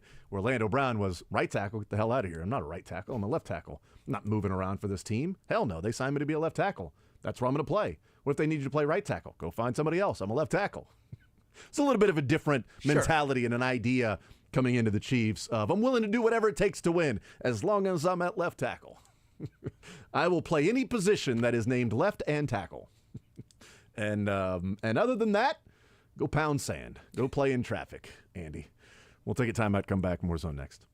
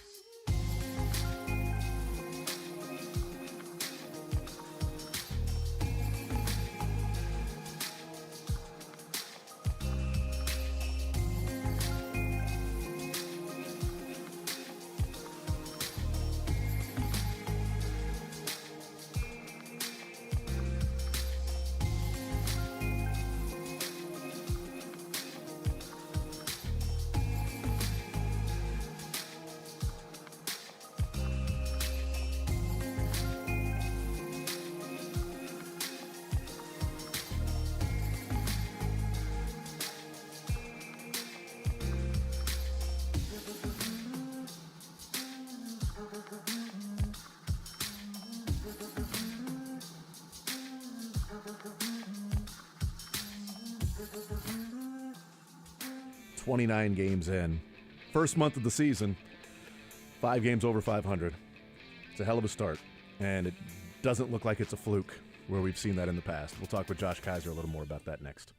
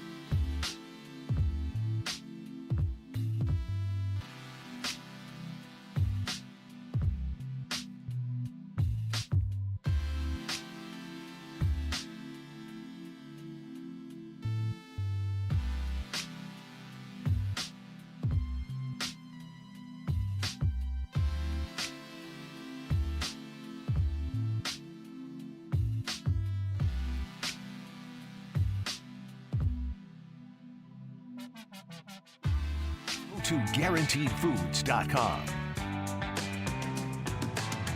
All right, we continue right here on Sports Radio 810 WHB. Jason Anderson with you. Sterling Holmes, Dylan Michaels. Thank you to Jack Johnson hanging out with us the previous 2 hours. We will talk with Mick Schaefer coming up at 1 o'clock.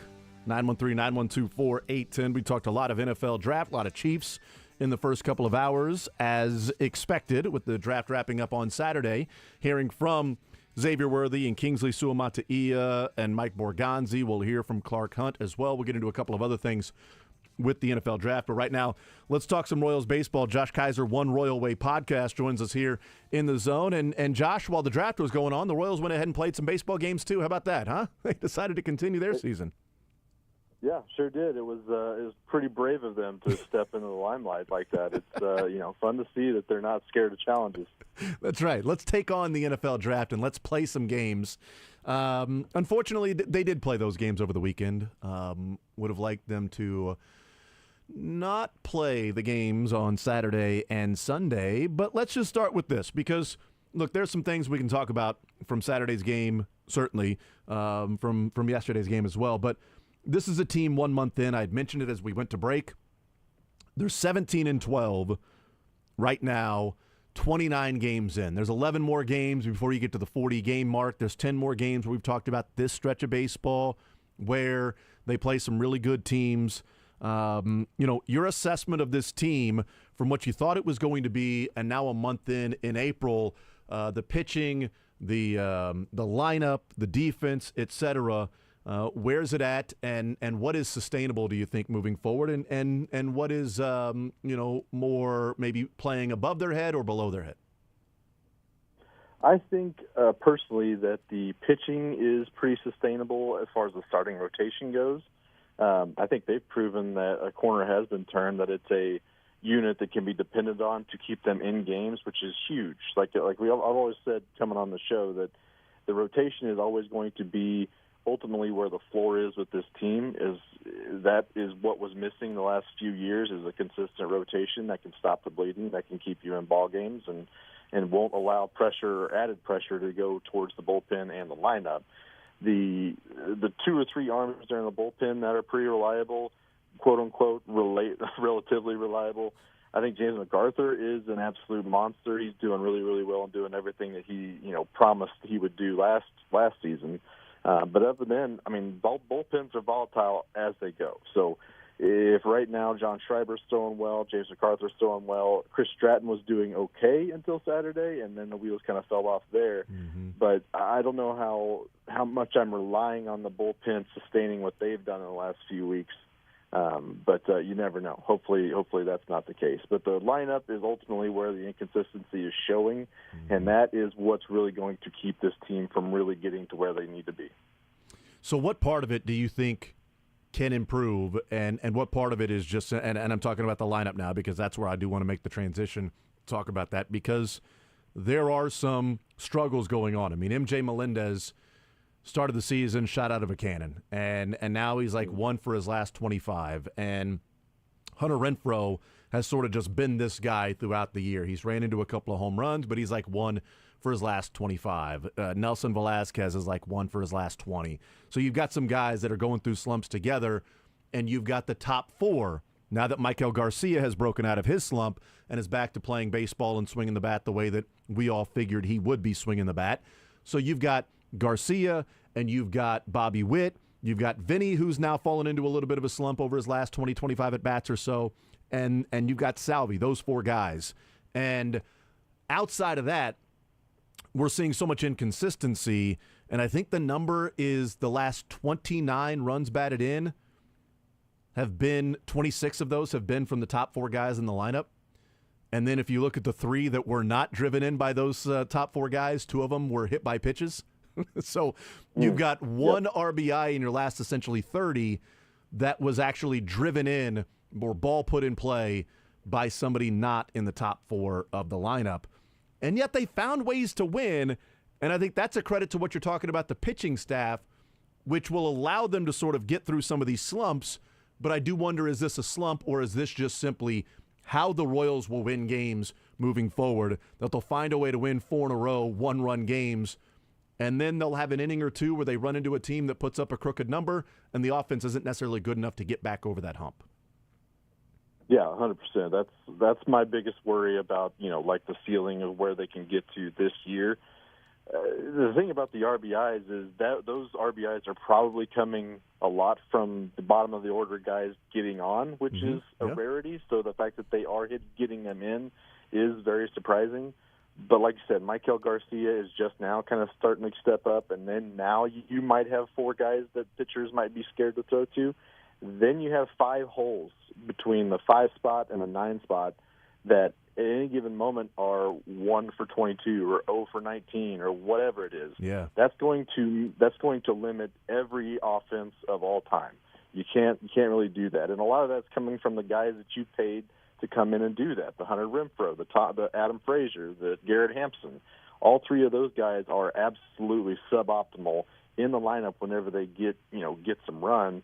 And it's tough to see, especially when you see a guy like Nick Lofton having some success and then getting sent down. So guys like Drew Waters, who's doing well in Omaha, even if he is the same as he has been over the last few years, that's still better than what you're getting from Hunter Renfroe, from what you're getting from Garrett Hampson, from what you're getting from Adam Frazier. So I think at some point, especially after that 40-game mark, I think you start to see some of those churning happening. But also I think the fact that those guys are starting to get a little bit matchup. They're not matchup proof anymore. They're not the established veterans that are getting the benefit of the doubt to get out of that slump. You're starting to see them get pinch hit way more. And I think that's pretty telling to where we'll be in a month or so. So what does it say to you then that, and maybe this is a credit as you talked about to the starting staff, but if we go back to the time frame of the slumps that these different players are having, given it, MJ Melendez and Hunter Renfroe and Nelson Velazquez and Vinny Pasquantino, that we're looking at like 4 or 5 game stretches to where these guys have had this sort of rut that they've been in, and the Royals are still 3-2 in those 5 games. I mean, that's probably 3 games better than what they would be expected to be in years past. I mean, so what's the ceiling? We know what the ceiling certainly could be if the offense turns it around, but I think what we've seen is that the floor is so much higher than what it's been in the past that maybe they won't get to their ceiling, but the bottom isn't necessarily falling out even when they have, was it a 3-game losing streak? And then they go and win 4 in a row. And they've lost a couple of games there in Detroit. Even when they have a rut or a struggle that's there, that the floor is somehow you've got 4 or 5 guys in your lineup that are, 1 for their last 30 and combined like 4 hits in their last like 90 at bats, and you still went 3-2 in that stretch and had a chance to go 4-1 if it wasn't for a blow up inning with Stratton. Yeah, 100%. That rotation keeps you in those games where even if the offense is slumping, baseball karma that when you're losing games 8-3 does not matter. Suddenly the baseball karmatic experiences that we see really start to add up and lead to wins instead of just meaningless runs in garbage time. So being able to stress the emphasize the impact that those starting pitchers have had on this team, it starts in the win column right there. So being able to be in games enough for the offense to wake up, the slumps to start, the baseball karma kind of coming back to your side, the defense picking you up and allowing great plays to be able to establish some momentum, so the lineup is a little bit, rolling when they get their chance to make an impact. It all kind of starts at that pitching rotation, and I think that is where this team's going to go. So goes the rotation. Visiting with Josh Kaiser, One Royal Way podcast. All right, we talk about the lineup and how it looks offensively. What's sort of that level of weight scale in what they're not doing offensively? But Matt Quatrero sticking with a number of guys because of what they are doing defensively, which is a big part of helping that starting staff out, of helping the bullpen out, is that how well they are playing defense, the plays they are making. I mean, Adam Frazier in right field getting a double play off of what should have been a 2-run home run on Friday. You've got Bobby Witt that continues to make Willie Mays catches into, shallow outfield where he's just looking like a wider, tracking the ball better than McCole Hardman, which is not necessarily that tough to do, but he is able to do that even on a baseball diamond. But they are number 1 in Major League Baseball in defensive runs saved. So that weight scale of sort of weighing, okay, this is what they aren't doing offensively, but what they're doing in the field is a pretty decent part of why that starting staff is able to keep them in games because the offense is struggling. And really, that's where you can start to really pinpoint the areas that you can address and make an impact on both sides. A guy like Garrett Hampson, I don't understand what would you say you do here type of thing. I've kind of said that since spring training, and it's kind of coming true. But he's not out there enough to make a huge impact, I don't think. But like Kyle Isbell is making great plays in center field, as does Kyle Isbell does. But he's also really struggling at the plate. Hunter Renfroe is doing both things poorly. He's not fielding the well. He's got a couple outfield assists, but he's not doing what you want him to do at the plate. So I think that's an easy decision if he doesn't, step it back up. Michael Garcia is playing great defense at third base, even when he is slumping. It's fine over there at third base. MJ Melendez, pretty decent in left field so far this year, and we've seen him be able to get into balls, especially there at the beginning of the year. Same with Nelly Velasquez. He is absolutely slumping. If you're not playing him in the field, he's on the chopping block, and he's on the hot seat, I think, for sure. So there are guys on there where opportunity does come to improve either way, either defensively or offensively. There are in-house options to do it at where they're currently lying. But there are other guys like the Isbells, like the Adam Frazier's, that MJ Melendez, that you just got to write it out, and they're going to do what they're going to do and impact where they can impact. But we'll see some of those transactions kind of roll over whenever it's time, I think. Visiting with Josh Kaiser, One Royal Way podcast. Let's talk about some of the decisions that take place in game. I credited Matt Quatrero last week when he went to MacArthur for a 2-inning save, which was fantastic. I love the decisions that were made there and the strategy behind the whole thing. Is it hindsight to look at Saturday and say, Zerpa came out there and it took 9 pitches to get 3 outs? One of those was a loud out, hit pretty hard up the middle, but, it still was an out and 9 pitches to then go to Chris Stratton and take Angel Zerpa out. Is it hindsight looking at that, or was it foresight and at the time of, man, I would have left Angel Zerpa in there even though it was going to be 9 and then the top of the order, and Stratton's a guy that you've relied on in that situation, and you got Schreiber and and MacArthur, and sort of setting it up from that standpoint? Would you have liked to see him stay with Angel Zerpa one more inning, or you were fine with that move? Angel Zerpa did his job. Chris Stratton needed to do his. I think it's more of the latter there. I think that Zerpa did his job. He came in and faced, 3 righties? Verlin Kennedy and Javi Baez, who that contract is hilarious, by the way. It is very, very funny that they offloaded the Miggy Cabrera contract, and now they still have Javi Baez on the books to be even worse than Miguel Cabrera. But that is beside the point. So he came in, got 3 quick outs against righties. Historically speaking, he's been really bad against righties. So it is a big deal that he came in and got those outs, even though a couple of them were pretty loud. And then coming up to the order, you said 9 and then top of the order. That's still a right switch between those top 4. And if I'm Matt Quatrero, I'm like, okay, well, we got away with 3 righties that got out of the inning. That's fine. Maybe he's a hot hand, but Chris Stratton has been pretty solid for us lately. He's gone multiple outings lately that hasn't given up an earned run. He's been pretty solid. So we're going to go ahead and roll with him. Schreiber had pitched 3 out of the previous 4 days. So I don't know if he was available at that time. He's been very, very good. He's been really good in the fireman role as well. And even in the beginning of that run, he was warming up. I think it was a Thursday night game or Wednesday when it was close, and he was warming up, and it came in, and the Orioles scored a bunch of runs, and they brought in, I think, Will Smith for mop-up duty at that point. So he had even warmed up at that point prior to that. So I don't even know if he was available to pitch at Saturday. But my point is, you didn't want Zerpa seeing more right-handed hitters that she has historically been bad at.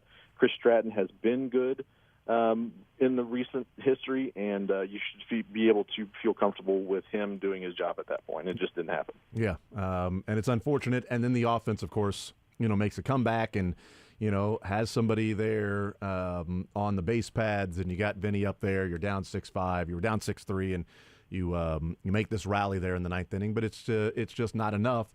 And the nail in the coffin, what it felt like was the Veerling home run, and that was like, if Spencer Torkelson would have walked or got a hit, I think he goes to the bullpen. I think he brings in, who was it that was up and throwing? It was a little bit late, but he got up when Carpenter was up, and then as he was getting ready to pitch to Spencer Torkelson, there was somebody up in the bullpen. Maybe it was Sauer. I don't know, because I know he came in and pitched the eighth. But somebody was up there trying to get ready in a hurry. And I think if he would not have retired Spencer Torkelson, it might have been one of those, hey, Salvi, go out and talk to him. Okay, Salvi's done talking to him. Okay, now I'm going to come out of the dugout and make the move. But he got Torkelson to pop out. Now you got 2 outs, and you're 1 pitch away from getting out of that inning with minimal damage, 3-3, and an opportunity for your offense to go out there. And hey, Chris Stratton didn't have his best stuff. But, 1 pitch, and it's 6-3. And you're like, well, it's a 5 spot, and now you got a couple of at-bats to try to get that thing back and try to score 3 runs. That one hurt. I think we can make the argument like, he kept him in 1 batter too long. And I do think, hindsight, he definitely did. And at the time, I'm like, man, Kerry Carpenter single, I'd get him out. Well, you didn't have somebody warming up and ready because there was only a few batters that he was facing. And then he got the out, and I'm like, okay, is he going to get away with this? And he definitely didn't. And let's give credit where it's due there. Veerling hit a tough pitch out. I mean, it was a sinker in on his knees, and he pulled it in and hit it 111 miles an hour out. I mean, I think it was, 7 feet off the ground? 7 feet off the ground, I think. I mean, and it was a 1-2 count. So, I mean, he takes a good pitch yard in a pitcher-friendly count. It's not necessarily on Stratton. I mean, it is a bad pitch, and it wasn't what you wanted on a 1-2, and the outcome certainly proves that. But the fact that he did put it out is more credit to Veerling than I think it is more about Stratton at that point, in my opinion. But it is what it is. I mean, that's even in that game, the offense still came back and responded to that, and I really think that is one of the most encouraging things that I've seen thus far in the year is wherever the need is there, especially late in the game, they do have a tendency to respond. Whereas last year, when they would get a lead or tie a game or anything like that, it seemed like immediately the next half inning they would lose that, whether it be the starter being in too long, the bullpen giving it up, an error happening. It seemed like the response was way different than it's been this year. And that has been, to me, the most, outside of the rotation being as solid as it is and potentially exceeding all expectations on that front, the next best thing as far as the most encouraging thing is this response from this team has mostly been good. Yeah. And yesterday it's like, that's baseball. Screwball's on the mound and he's going to be tough to hit. He's been their, ace. And when he's on the mound and he's throwing up, zeros outside of that first inning when they, got the run, there's small little cuts that end up, looking bigger because offense is just stymied at that point. So you hang one to a rookie that hits a home run in the first inning, and then you add a sacrifice fly in the second. You give up a solo shot in the sixth, which, by the way, I know defensive run saved and everything. Does that count as a full defensive run save for Freddie Fermin? Because he picks the guy off at first, and then the next pitch is a home run. That's literally a 100%. Run saved. Yeah, and I like I talk to my brother all the time about this, but when there's a game-saving, like Frazier, he deserves one win above replacement for that play he made where he robbed a home run and it turned into a double play. He gets one more. That's potentially worth a win. Yeah, let's talk about that. It's a conversation we need to have. Yeah, and Freddie Fermin gets a defensive run saved when he picks the guy off at first, and the next pitch is a home run. I mean, that's literally 100%. A run saved. All right, last one for you. Jonathan Bolin tonight, filling in for Alec Marsh. We'll see if it's only one start. And they said Marsh on the IL was more precautionary. Look, it's with his elbow and a contusion. No need to, it's early in the season. Let's put him on the 15-day IL. But Bolin getting the start. What do you think of Jonathan Bolin, and what are you excited to see tonight? I've always been pretty enthralled with Jonathan Bolin. I think he's got good stuff, and his velo back when he was in prospect status and really being considered one of the next guys, it was up in the upper 90s, and that was, probably evident to the eventual TJ that he ended up having, and now he's more in where the mid to lower 90s is where it usually lives with that fastball. But so far this year, he's been pretty solid down in Omaha. He's had 3 or 4 starts that he's looked pretty good in.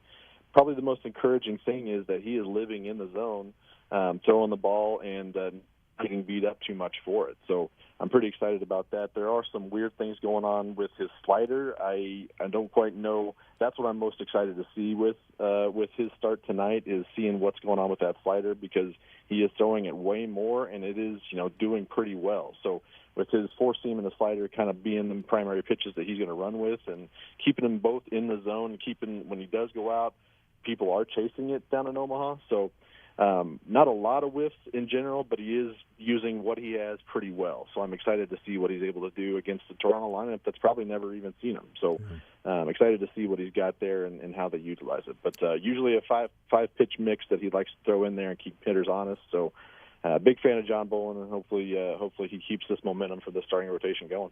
Josh Kaiser, One Royal Way podcast. Josh, appreciate the time. Unfortunately, the Royals decided to play while the draft was going on. That was dumb. Maybe next time they'll take a couple of days off while the draft, especially in that town. They were distracted. It makes sense. They won on Friday before the draft started, and then they lose the next couple of games. I really blame the NFL for that one. We'll see what they do in Toronto with their series on the road starting tonight. Josh, you're the man. Appreciate the time as always, brother. Enjoy the baseball. We'll talk next week. Will do. Looking forward to it, boys. Thanks. Absolutely. There's Josh Kaiser, One Royal Way podcast. Great stuff from him. Jonathan Bolin on the mound tonight, filling in for Alec Marsh, going up against Rodriguez for the Toronto Blue Jays. Sub-4 ERA for Rodriguez. Just after 6 o'clock is when the game starts tonight for the Royals. We'll take a timeout, come back. More Zone next.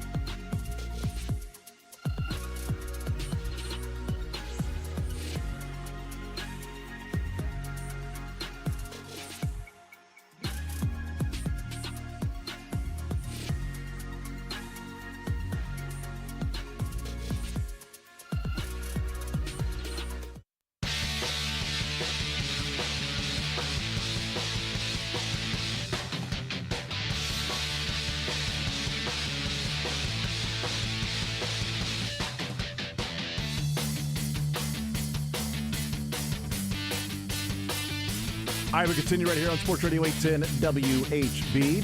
Jason Edison with you, Sterling Holmes and Dylan Michaels.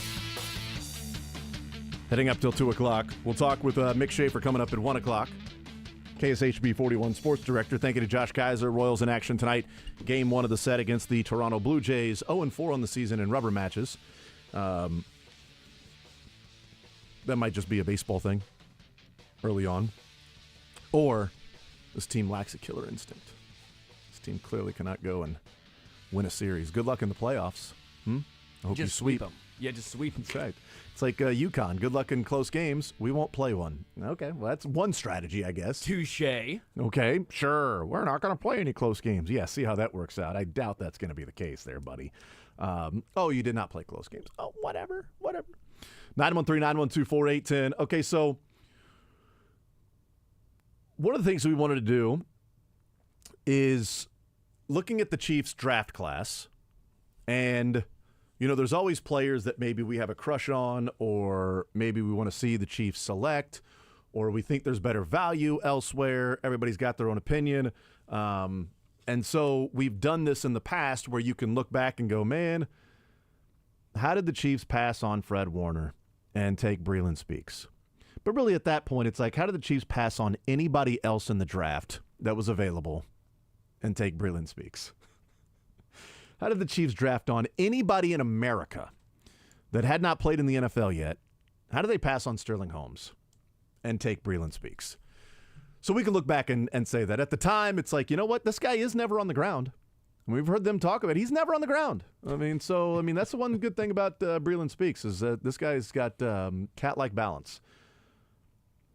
The big one being McCole Hardman and DK Metcalf. Clyde Edwards-Helaire. We've talked about that, and I think that was more at the time when it was like, really? They could have had T. Higgins? You took Clyde Edwards-Helaire? Okay. I would have taken Jonathan Taylor if I took a running back. I don't want a running back. I'd rather them take T. Higgins. I'd rather them take Jalen Johnson. I'd rather them take somebody else that was available as a cornerback or a wide receiver, one of those things, but they took a Clyde Edwards-Helaire. Okay. We'll see what happens. Do we feel that way about any of these draft picks in this draft for the Chiefs? So, first round, I say no. I look at some of the wide receivers, and A.D. Mitchell, maybe, is a guy that, might have looked at and said, all right, would you rather have him over Xavier Worthy? Well, the fact that A.D. Mitchell ends up being pick number 52 tells you that the Chiefs weren't the only team that sort of passed on A.D. Mitchell. He was also the first pick of the next wave of wide receivers. Or really, it wasn't really a wave because he was there sort of by himself, because there was the Worthy, and then Pearsall, Leggett, Coleman, McConkey, Polk. And 4 of those in a row, and then a space, and then Polk, and then like 15 or 20 picks before it got to A.D. Mitchell, and then not until the 3rd round at that point. So I don't look at it and go, you know what, I'd rather have one of these wide receivers over Xavier Worthy. Offensive lineman? Well, I don't know. Maybe the conversation was Kingsley Suamataia. But I was good with the pick on Xavier Worthy. I like the pick of Xavier Worthy. We talked about it before. I didn't think he was just a speed merchant. I think he's a wide receiver that's also really fast and not a really fast guy that happens to play wide receiver. That there's a big difference with that. So I'm fine with the Xavier Worthy. I'm not looking back and saying, excuse me, looking back and saying, I wish they would have drafted this guy at this particular pick. You good with Worthy? So this was really hard for me. Mm-hmm. Because the way we broke down this hypothetical, and this is kind of a point to make to all the folks that think that Brett Veach is a bad drafter, and also the ones that think that he can do no wrong. So this is kind of a fun little exercise we could do. The key is you have to stay where you're at. So that means you have to draft at 28 because there's too many hypotheticals of trading back and all this stuff. That's just going to be too difficult. No forced trades. Not doing that. I did 2 different sets here, Jason. I did one where I stayed with Worthy. Okay. And I did one where I drafted Cooper DeJean. Interesting. Okay. And the reason why I have 2 different sets is because of how the board fell. I love Kingsley. You know I think that's the best value possible at that point. But you also know if I'm high on Wanye Morris, could I do something different? So in one of my hypotheticals, the first 2 rounds, I left it as is. I went with Worthy and I went with Kingsley. In the second one, I went with Cooper DeJean and Malachi Corley. First pick of the 3rd round. First pick in the 3rd round. From WKU, Western Kentucky. Toppers. Debo Samuel Light, baby. Hilltoppers in the house. 5'11", 215. Yeah, you know I like Malachi. So I think that's the way I broke it down was, and I'm flip-flopping right now on which one I want to go with for my, deal or no deal when you have to you have to knock it down. But that's how my first 2 rounds right now are breaking down. Dylan, you good with Xavier Worthy?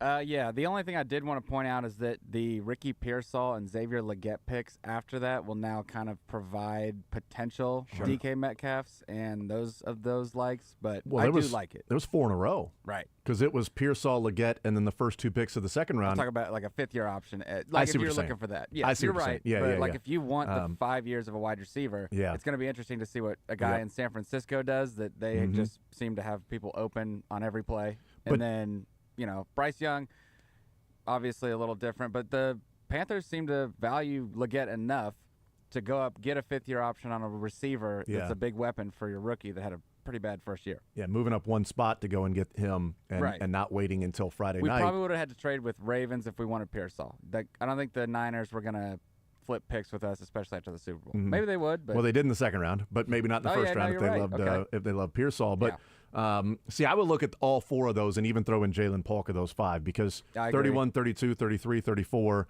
and then 37 were all wide receivers right after Xavier Worthy. Sure. So there's a really good cluster of comparison there. And if you want to throw in A.D. Mitchell at 52, you're talking about the first, because there wasn't another wide receiver taken in the 2nd round after A.D. Mitchell. It wasn't until Malachi Corley, the first pick of the 3rd round.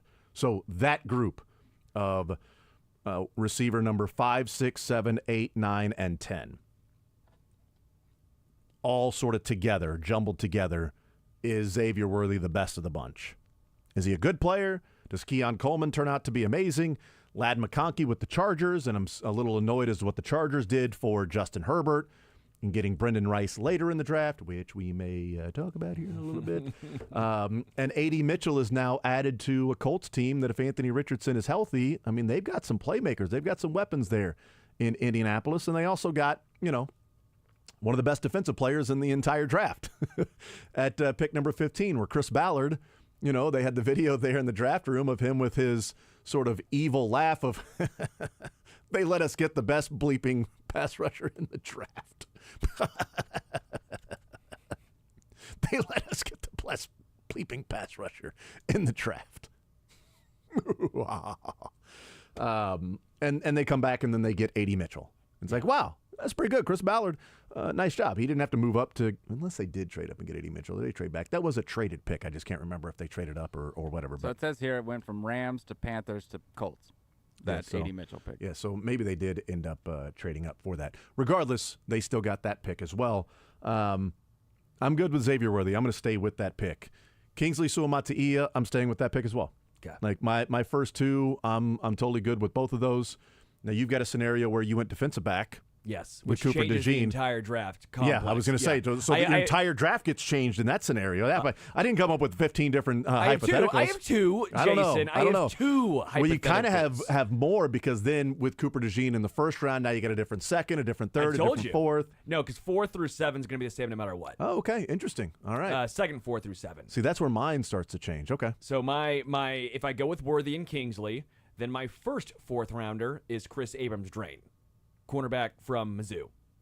If I went Cooper DeJean in the first round, then my second rounder is Malachi Corley, and my fourth rounder, first one, is Austin Booker, defensive end from Kansas. I didn't mean to keep it locally, but I thought those picks, value-wise, fit very well. I like Chris Abrams-Drain a lot. I like the physicality he brings. I thought he'd be great in Spag's system. I think Dave Merritt would have a lot of fun with him. Then on the flip side, if I went with Cooper in the first round, well, then I went wide receiver second and edge rusher third. So I thought Austin Booker was going to be gone well before then. I think that's a very good pick. I love his upside. I know it's another edge rusher, but this is the type of edge rusher with upside that I think the Chiefs would love to have on their team. Staying with Kingsley? I'm staying with Kingsley.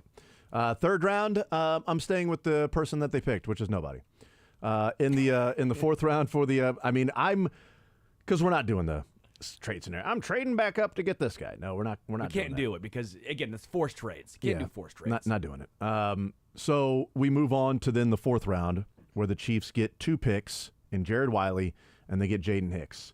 And I like both of these selections for the Chiefs. I'm not changing out either of these. So these first 4 picks in the draft, looking at the different players and things like that, I'm pretty good with. The only one I may change is Jared Wiley, but I understand why they went that route. I mean, Noah Gray's coming up on the last year of his contract, and then you got, Irv Smith, and, we saw what happened when somebody went down and you were dealing with Blake Bell, running routes out there. I think it's fine to try to find somebody that may be the next guy to take over for Travis Kelce. Maybe he's that guy, maybe he's not, but he gets to learn under Travis Kelce. And I know Noah Gray did as well. So it's not like, well, you learn under Travis Kelce, you turn out to be an all-pro. I think Noah Gray could have had a lot more yards and numbers last year, especially the first game. I just don't think Patrick Mahomes looked his way the way that he would have if 87 was out there, because there were a lot of plays where maybe not a lot, but there were a few plays where Noah Gray was just running wide open and was like, hi, hello, and Mahomes just went in a different direction, went to somebody else, and that's not happening if it's 87 because he's looking at him. And maybe he's not running free if it's 87, but he was running free. So Noah Gray, it's like, well, he ended up with like 3 catches. Yeah, he could have 6 for like 115 if Kelce wasn't there, and it might have been a different conversation. Regardless, it's nice to have an extra guy in there when you know you're playing that 12 personnel. You want to play multiple tight ends there throughout the game. I'm leaving Jaden Hicks for sure. I don't think that's even a question. I think that value 100%. was phenomenal. And again, if I stay with Worthy and Kingsley, then I'm going Chris Abrams-Drain as my pick 131. If I went with the other scenario, I'm going with Austin Booker. Okay. All right. Dylan, you go with Hicks and Wiley? Yeah, I think I am, especially with all the people that went right before Wiley, like TJ Tampa, Isaac Garenda, Will Shipley. Those guys seemed like we wanted as well, and it was okay, well, now let's just take our guy. Yeah. But, I was Jaden Hicks is just I was hoping they were going to get TJ Tampa. I bet Brett Veach was as well. Yeah, probably was. I bet Dave Merritt and Steve Spagnuolo, both of those guys were as well, because it would have been a fourth round cornerback. Yeah, they did get a defensive back in the 4th round and safety Jaden Hicks, which is a requirement for them to grab somebody that plays in the secondary. Boy, the Ravens getting TJ Tampa and Nate Wiggins. Yeah, in that draft is pretty good. Yeah, not bad. Yeah. Do you know who the compensatory pick was from for Jaden Hicks? Wasn't that from Wiley? Was that the Buffalo one? Yes, it was. Yeah. So Buffalo helped us out twice. Yeah, there you go. From Jaden Hicks. Let's move on. This is where I start to move some things around, and it's a late round. It's not like these guys may make a difference or not. I understand the Hunter Norzad pick, and I know you love it. A guy that can come in and play in the interior offensive line, can play center, can play guard. He did play some tackle. So they need somebody to help out without having Allegretti. And he can be competition for Caliendo. And also they need to find somebody that can maybe snap the football if Creed Humphrey can't. I mean, if Creed Humphrey is struggling to snap the football, I mean, it would have been, if you still had Allegretti, then I think that's an easy, okay, move Allegretti there, move Creed Humphrey to guard or whatever, if Joe Tooney's gone, whatever. But he needs to fix that, and it was he's had some injuries, and okay. I thought they would address the cornerback position in this draft. I thought they would have addressed the running back position. I thought maybe they would throw more numbers at wide receiver. Now, you're limited in the number of picks you have, and that's part of, moving up and all of that stuff. They didn't lose a draft pick in terms of trading things. They just moved around the draft board. I couldn't believe that in the 5th round, Kalen Carson from Wake Forest, the cornerback, was still there. A guy that some people thought was a 2nd or 3rd rounder, and he's in the 5th round. So I wanted TJ Tampa, and that's a physical guy in Kalen Carson. Has some of those traits, long arms, that you would look at and say, well, the Chiefs would like that guy. And so if I'm sitting there in the 5th round as opposed to taking an interior offensive line in the 5th round, somebody that may just sort of be a role player, and I don't know, can you find somebody else to fill that spot? Having depth helps, certainly, because if somebody gets injured, you're going to go, well, thank God you had Hunter Norzad if he's out there playing, right? If he's good. He's a 5th rounder, and I know Trey Smith was a 6th rounder, but that was medical. He was a 2nd round talent that went in the 6th round because of a heart issue. It's typically not something you deal with, or blood clots in the lungs is what it was. Either way, you've got some issues that are there with Trey Smith and the medicals is why he was there in the 6th round. I would have gone cornerback there with that pick in the 5th round and addressed that. So I'd had a cornerback in Kalen Carson that I did not think was should have been available at that time. That would have been the spot that I went with. So I'd have changed that up, 100 Norzad. Either way, in my scenarios, I had a cornerback earlier, so I think we're the same page where we valued cornerback position fairly highly. I left the 5th round the exact same. I like Norzad. Mm-hmm. I like the versatility. I think he's going to be great as far as plug and play, Allegretti, Wiley, however you want to view him, more of an Allegretti, I think. Yeah. But again, I think that's very important to have on a roster. I know it's not a fun pick. I know you could always go another wide receiver, another guy you can actually see numbers for. Yeah. But I think for roster construction, I was a huge fan of this pick, and so I'm actually leaving this one the exact same. Dylan? Yeah, same. Okay. Same. I just think you could probably put him at all across the interior of the offensive line. Yeah. Is there somebody else they could have found later on? Who knows? But sure. I just looking at him I think they're going to address the cornerback position, and the fact that Carson was still there and he shouldn't be there. I would have gone that route. 6th round, Kamal Hayden. I know you like this pick. Mm-hmm. I went Kalen Carson in the 5th round. So now that I've addressed the cornerback spot, so now I'm here. Do I take in? I don't know. I don't know that Hunter Norzad would be there. As an offensive lineman, probably not. They didn't think he would be there as well. But at this spot in the 6th round, because I got a cornerback in the 5th round, I would have loved to see them take Brendan Rice from USC to throw some numbers at the wide receiver spot. And the fact that he ended up with the Chargers is a little annoying. I could not believe that Brendan Rice was there in the 7th round. You wouldn't have got him with your 7th round picks. You would have had to spend your 6th round pick on him.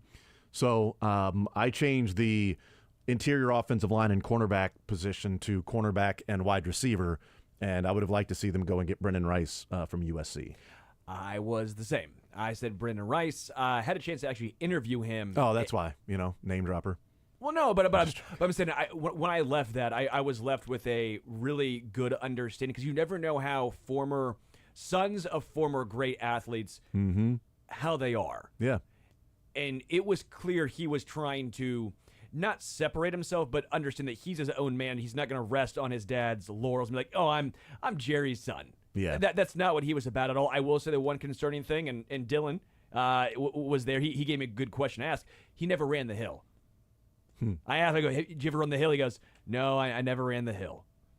So You know what that is, Jason? I don't. work ethic. So Is that the Jerry Rice? Correct. That's his training in the offseason, and a lot of like current NFL players at the time would try and do it. Like Barry Sanders, I don't know if it's Barry, but I'm just like naming high-level people would go out and they couldn't do it, and it was a constant uphill run. So Literally.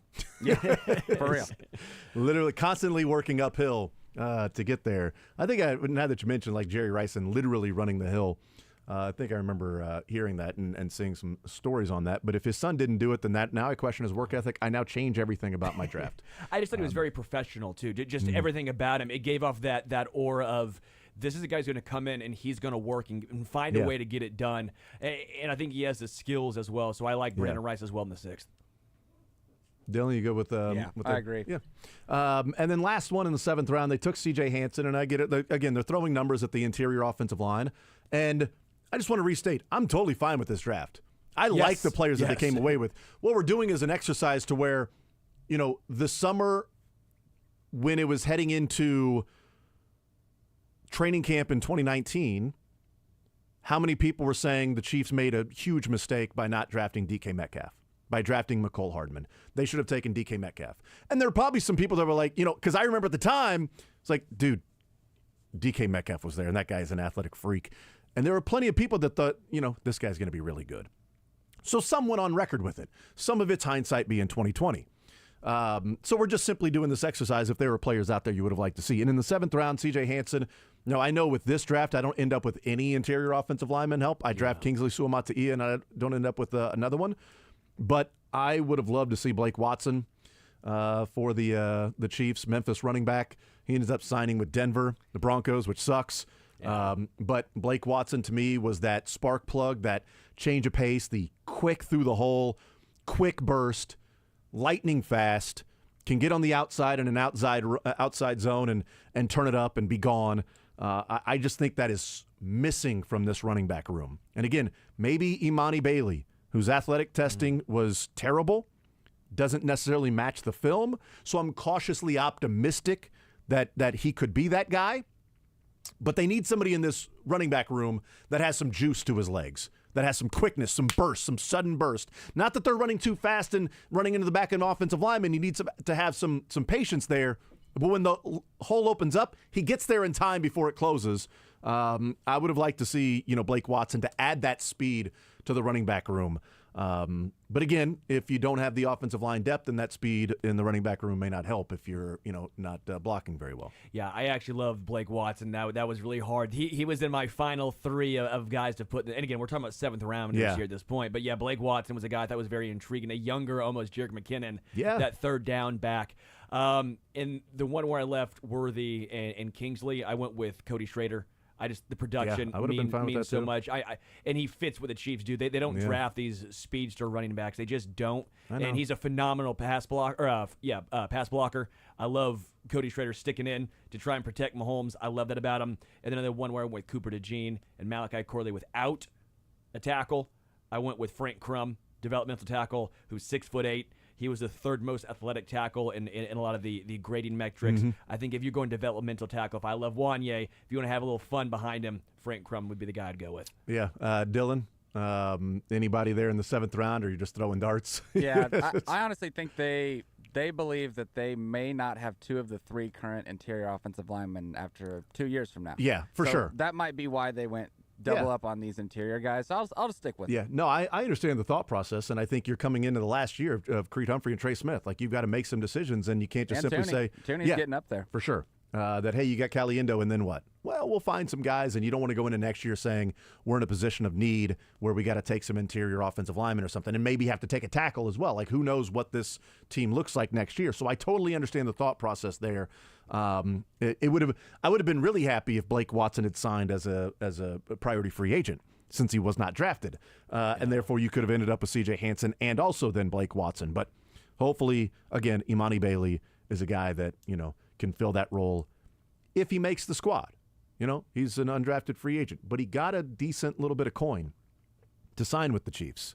So he was a clear priority free agent because they didn't just send him like $5,000. Like, he got some guaranteed dollars to go along with. I think he got like $200,000 or something pretty decent as an undrafted free agent. That I was like, no, this guy If they had another 7th rounder, I think he would have been the pick because that's the money they spent to make sure he was a guy that signed with them. And I believe he was also one of their top 30 visits. I could be wrong about that. I'm not sure. Those guys, though, always make me a little always a lot of hype. Yeah. I always get Deneric Prince. I know. Had that hype. Yep, absolutely. We'll see what Carson Steele is. People like the Carson Steele pickup. Could be a steal. Get out of here.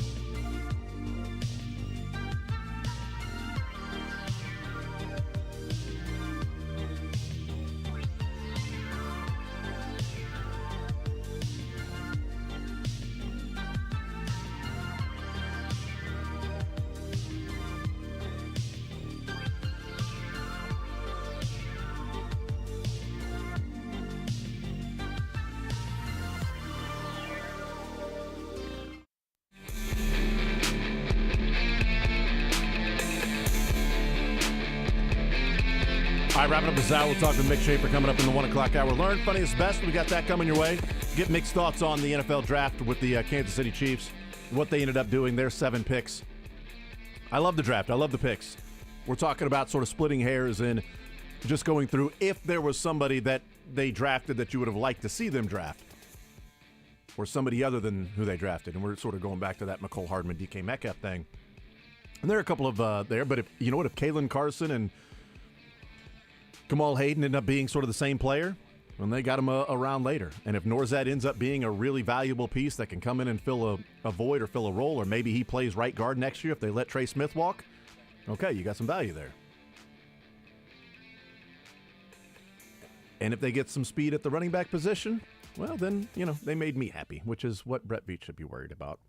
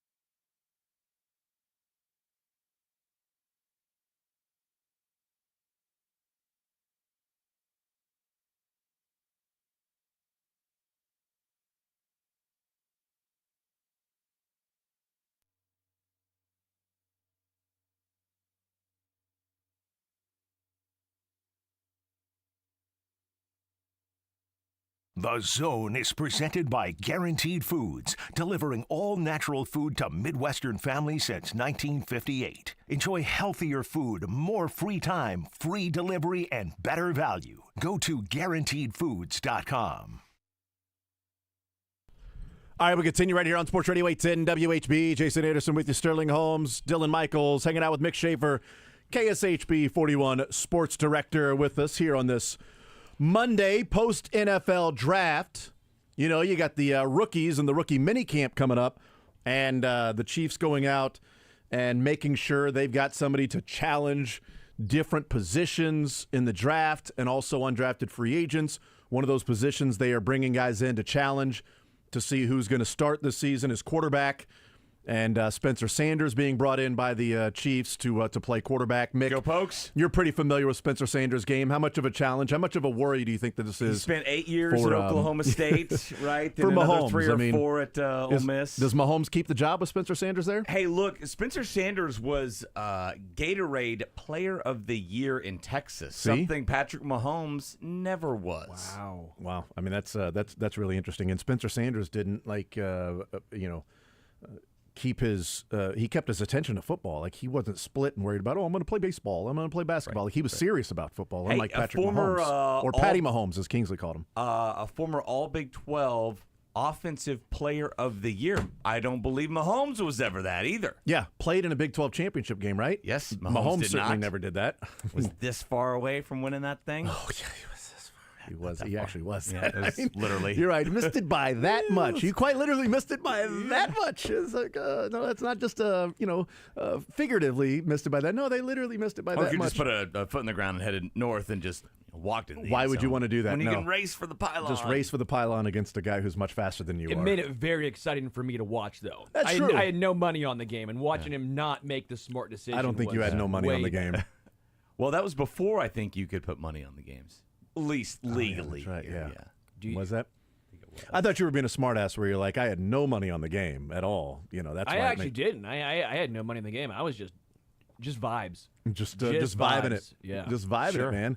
I was rooting for Oklahoma State for Mick and Corey to come through. But I thought you'd root against them for that reason. No, I like my friends to be happy. Okay. You know, I'm not like. What about Corey and me?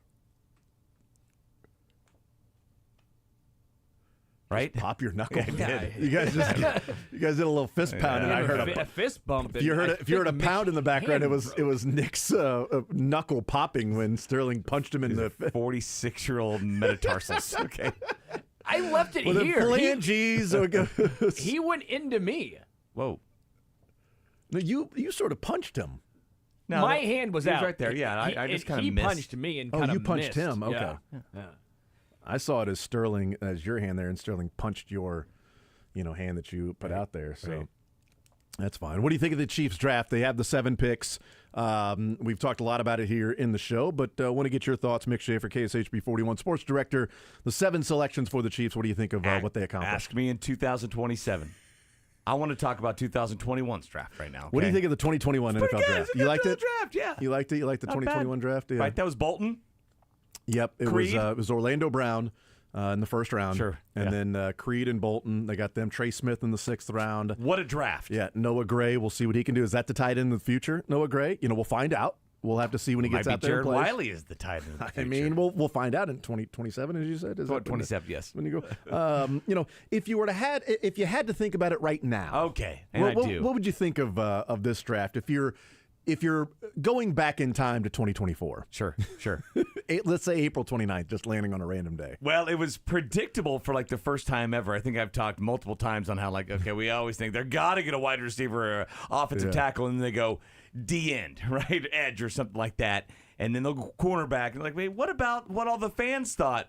This, I think, appeased the fans. I think it's an exciting first-round pick, right? Xavier Worthy, it's a receiver that quite literally could be the fastest human to ever play football.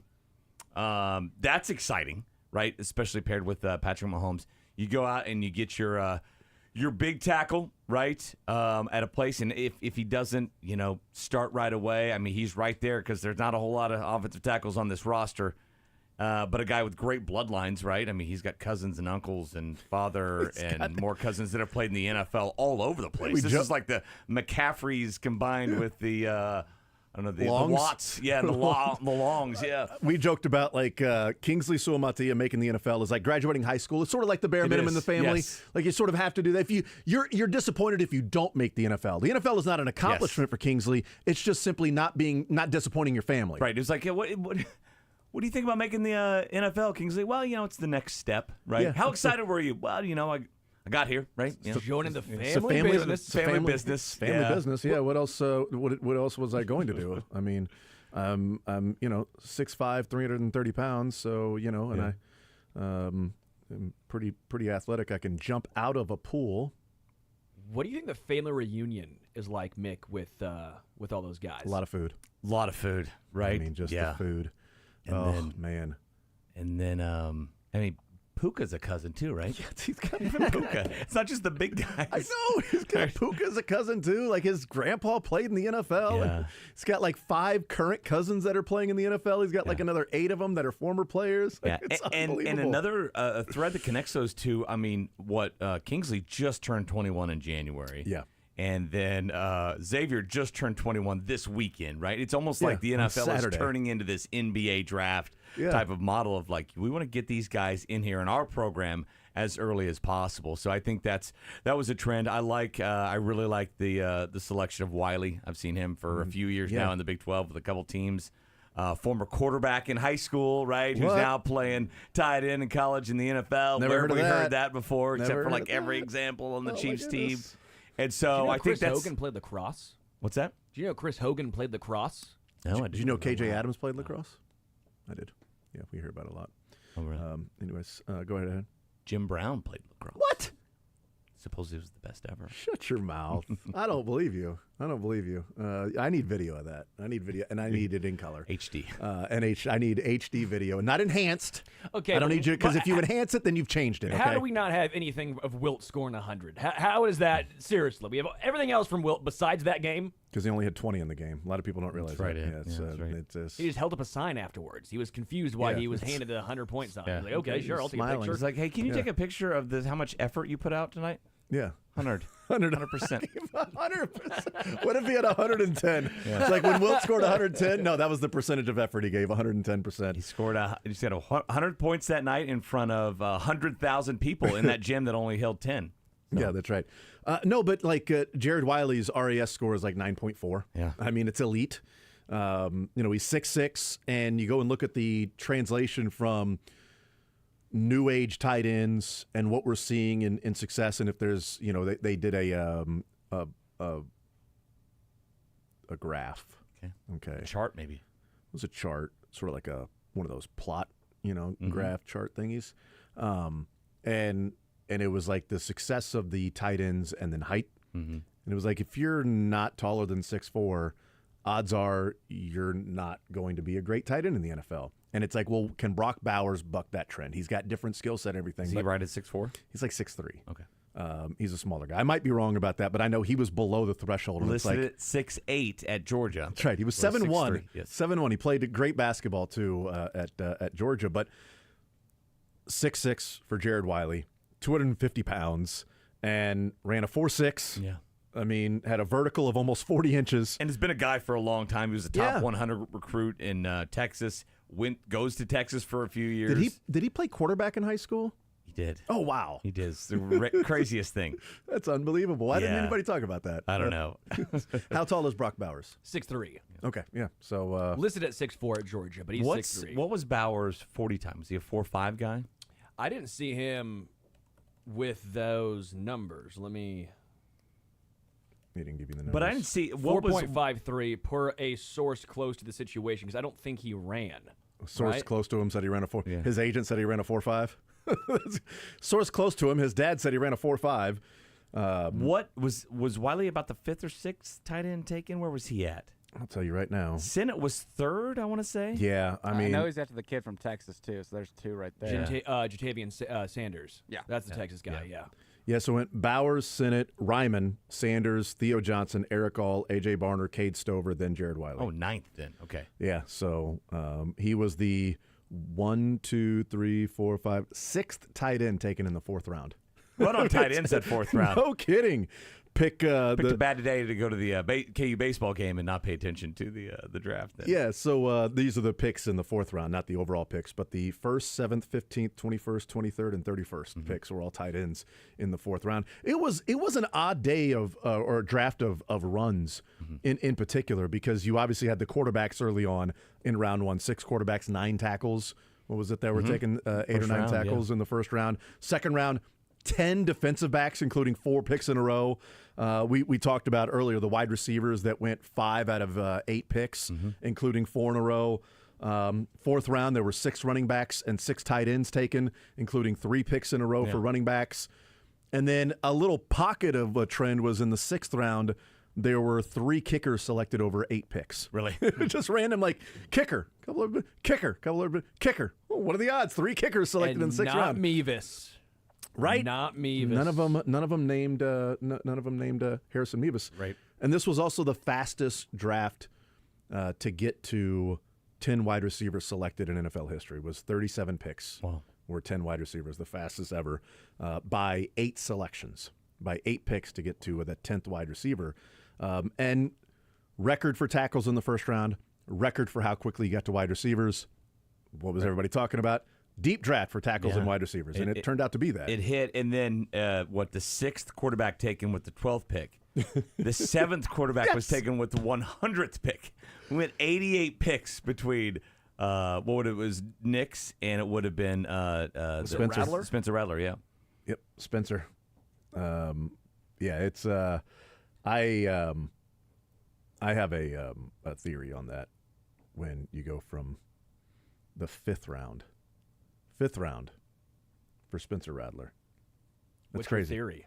My theory is the middle, and I know we just saw Will Levis last year in the 2nd round, but my theory is we might be entering into a time where the middle class quarterback is just gone, where there's such a longing to have your quarterback of the future that you'll elevate a middle class guy to high class, the wealthy, right? Whether it's the Knicks or one of these other guys. Because you almost feel like rounds 3 and 4, well, it's a wasted pick to take a quarterback here because he's just going to be a backup. I'll take value somewhere else, a guy that maybe can play a different position.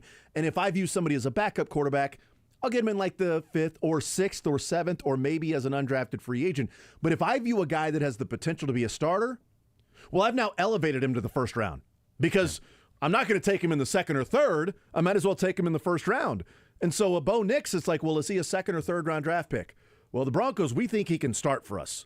So we're going to take him 12th overall, as opposed to maybe Bo Nix in another year might have been a 2nd or 3rd rounder. And Spencer, Rattler might have been a 3rd rounder, but teams that needed a quarterback had already taken the quarterback, and other teams were like, we're not taking a backup quarterback in the 3rd round. Yeah. We got a guy. We'll take him later on in like the 5th or 6th. Do you think the mindset is there, the thinking is there, okay, there's a 5% chance Bo Nix turns into a franchise quarterback, turns into a Patrick Mahomes-like quarterback in that ballpark. But we'll still roll the dice on that as opposed to taking an edge guy that we think has an 80% chance of being an all-pro guy, because guess what? If Nix hits, it doesn't matter who's playing at edge, right? Yeah, sure. It doesn't matter who's playing at a lot of these positions. I wonder if that's just kind of the mindset of like the odds are high here. We're going to throw together a big old parlay here, just see if it hits. And if it does, we've got a generation of success like the Kansas City Chiefs have. I think it's completely true. And going off that, the one thing I will also point out is I don't think it's quite 80% chance of that edge hitting anymore. I think you're looking more at like a 50-50. Sure, it's the higher the pick, the higher the percentage chance. Well, sure, but let's just say we're looking at like 12, for example, because that's where the Broncos draft. You're looking at 12. You go back through all the draft years, and you're going, oh yeah. In the moment you thought this guy was a can't miss prospect, and then you look back, you're like, oh, there's a lot of misses at 12. Yeah. And so the thought process is, well, if it's that much of a crapshoot, anyways, why not take it on a position that's so valuable? Because it's easy to say now they should have drafted someone else. Well, let's look back, as you're mentioning, in 2027 and look at who was drafted from 13 to 17 and say, oh, well, that wasn't an impact player either. You might as well take the shot on the quarterback, which is why I think as more time has gone on, I understand the Falcons more with Penix. I don't love it still, but I'm starting to understand where they're at least coming from. Well, I mean, you give yourself a couple of opportunities. It's like, well, you paid that much money for Kirk Cousins, and then you draft Michael Penix. Well, if we all agree that quarterback is the most important position, it's hard to sit here and talk about quarterback is the difference. Quarterback. Look how good the Chiefs were with Alex Smith, and then look what happened when they got Patrick Mahomes.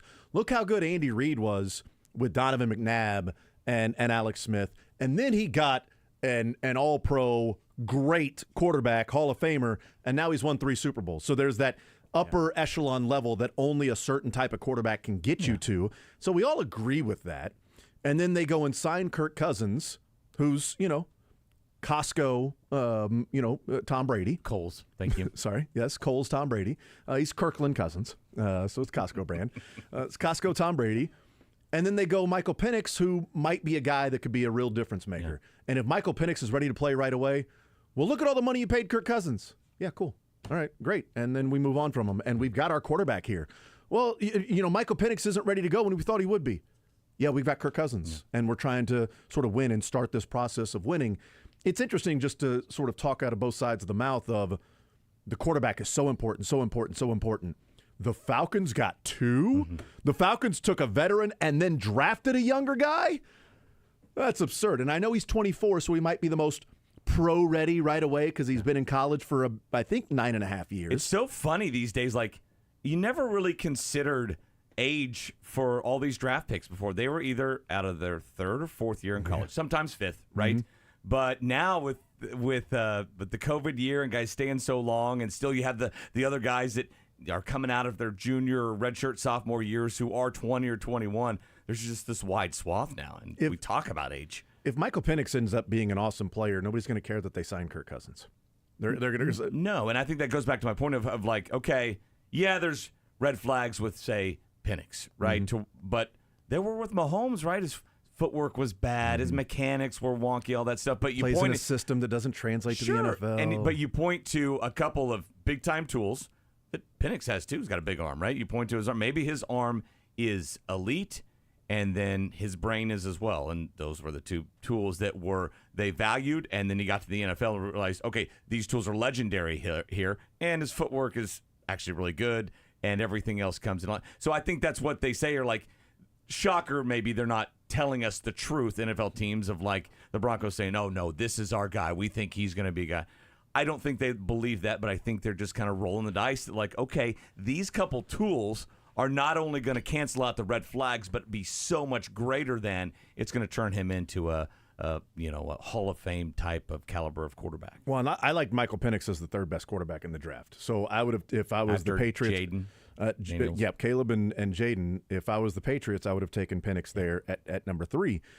And there are reports from Adam Schefter that the Vikings were trying to do whatever they could to get up to number 3 with the Patriots. Now, there was a report that Adam Schefter then said was not true. One of the reports was that the Vikings were shopping Justin Jefferson to the Patriots to move up to number 3. And he was like, Justin Jefferson was not available. They're not going and getting a quarterback and then trading away Justin Jefferson to bring him with the quarterback, okay? They're not going Carolina. We're going to trade away our best wide receiver, an awesome wide receiver to the Bears, so we can bring in a quarterback who's going to throw to Adam Thielen. Okay, that's not what we're going to do. We're not giving up Justin Jefferson, but there's a lot of different packages that we're willing to send your way, and his report was that the Patriots were not willing to move out of number 3. They had their guy, they had their quarterback that they've identified, and they were taking Drake May. Mac Jones 2.0. Exactly. Or not even 2.0, just the latest version. Yeah, and you got a guy that has, the offensive line in front of him, guys that it'd be throwing to, et cetera. We'll see what Drake may end up being, but I would have loved to know who the Vikings, did they want J.J. McCarthy? Like, were they trading up to number 3 to get McCarthy? Were they trading up to get Drake May? I'll guarantee you they say they were. Yeah. Were they trading up to get Michael Penix? You know what I mean? Like, who was the guy at number 3 that the Vikings were saying, we will throw these the 2 first-rounders your way. Mm-hmm. We're going to give you our 2 first-rounders to move up to number 3, and the Patriots were like, no, we got our guy. Like, did they want Drake May? Did they want Michael Penix? No, J.J. McCarthy. We couldn't allow J.J. McCarthy to get to pick number 4. No chance. No way. We didn't want him getting to 5 because Harbaugh was going to take McCarthy, and we couldn't allow that, so we need to do whatever we can do to get up to take McCarthy. I think it might have been Penix. You put him with Justin Jefferson in that offense, and yeah, that makes a little more sense than Penix with Atlanta when they've got Kirk Cousins already. Was it? Oh man. Was it the face of the Vikings head coach? Was that when they picked Penix? They kept showing that replay. I think that was the Penix pick. Like he was like in shock. Yeah. Right. Which could have been like, oh, I thought we were going to get him, and we're like, what? Wow, I can't believe they're taking him with him there. We didn't. Oh my God, they took that scrub. Yeah. He sucks. Oh my goodness, what an idiot. The Falcons. They're gonna Falcon. It's just what they do. Yeah, I would love to know teams trading up, who are the Chiefs trying to trade up and get? Who are the Chiefs talking to? Let's play that Borgonzi clip again because I think this is interesting. This is Mike Borgonzi. This is after Friday night, the second-round pick of Kingsley. And we talk about the first round in Xavier Worthy, and we know they traded up to 28, so we talked about that on Friday. So this is Borgonzi Friday night. This is clip number 13. And he was asked about sort of looking at the board, and this was sort of a question about Kingsley being there in the second round, but he ends up talking about first round and Xavier Worthy and presents something that I think is pretty fascinating of what the Chiefs were trying to do in the first round. Here's Mike Borgonzi on the board. I know having 6 quarterbacks go within the top 12 picks was, I don't know if 1984, I think that might have been the last time. So yeah, we knew it was quarterbacks, it was receivers, it was tackles, and there was going to be a run on these guys. And all the tackles went off the board probably at 20, 21 that we kind of we're kind of focused in on. And with Worthy, we were just waiting for him, and we tried to trade up earlier for him in the 20s, and we ended up getting him a little bit later. We tried to trade up earlier for him. And the question I would have is, when he talked about those tackles at 2021, it was 18 and 20, because Amarius Mims went 18 to the Bengals, and then 20 was Fautanu to the. I think once those two went, they were like, we're going receiver. Yeah. And we don't care. We'll at whatever pick. And my question would be, Brian Thomas goes 23. So when he said we're trying to trade up to the 20s, did they view him better than Brian Thomas? Like, did they view him as the fourth best receiver? Yeah. So they're trying to trade up to get Xavier Worthy, even though Brian Thomas may have still been on the board, or Brian Thomas has gone at 23, and now they're going, okay, the next wide receiver off the board is going to be Worthy. We've got Worthy rated this high, so let's call the Detroit Lions at pick number 24, and they said, Terry and Arnold should not be here. Okay. And we need a cornerback pretty bad. Remember we talked to you about L'Jarius Sneed. Remember that whole trade stuff. We're not taking anybody but him. And drafts in our yard this year too. Drafts in our yard. And I'll just say this. If you want to trade up to 24, the price is probably not going to be worth it for you. There is a price. Everybody has a price. We are willing to offer you this price. We don't think it's going to be worth it for you. We don't want to waste your time. Okay, we're taking Terry and Arnold.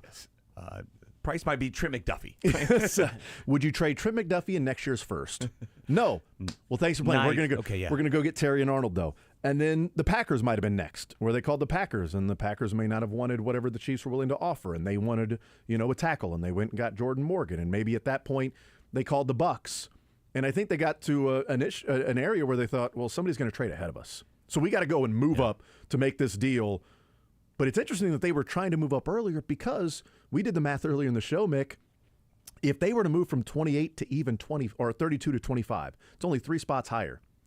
You're losing one of those fourth round. You're giving up your third rounder. You're not getting a fourth round back. So you don't have Jared Wiley or Jaden Hicks on your team if you moved up to 25. So sometimes unanswered prayers, right? Yeah. Because Xavier Worthy was still there. I just wonder how high they were willing to move, like how high, what the number was that they were calling to say, all right, now's the spot where we can move up and get aggressive. And is this one phone call at a time? Is this Veach one phone call at a time? Or is it staffers saying, okay, we have 7 picks here.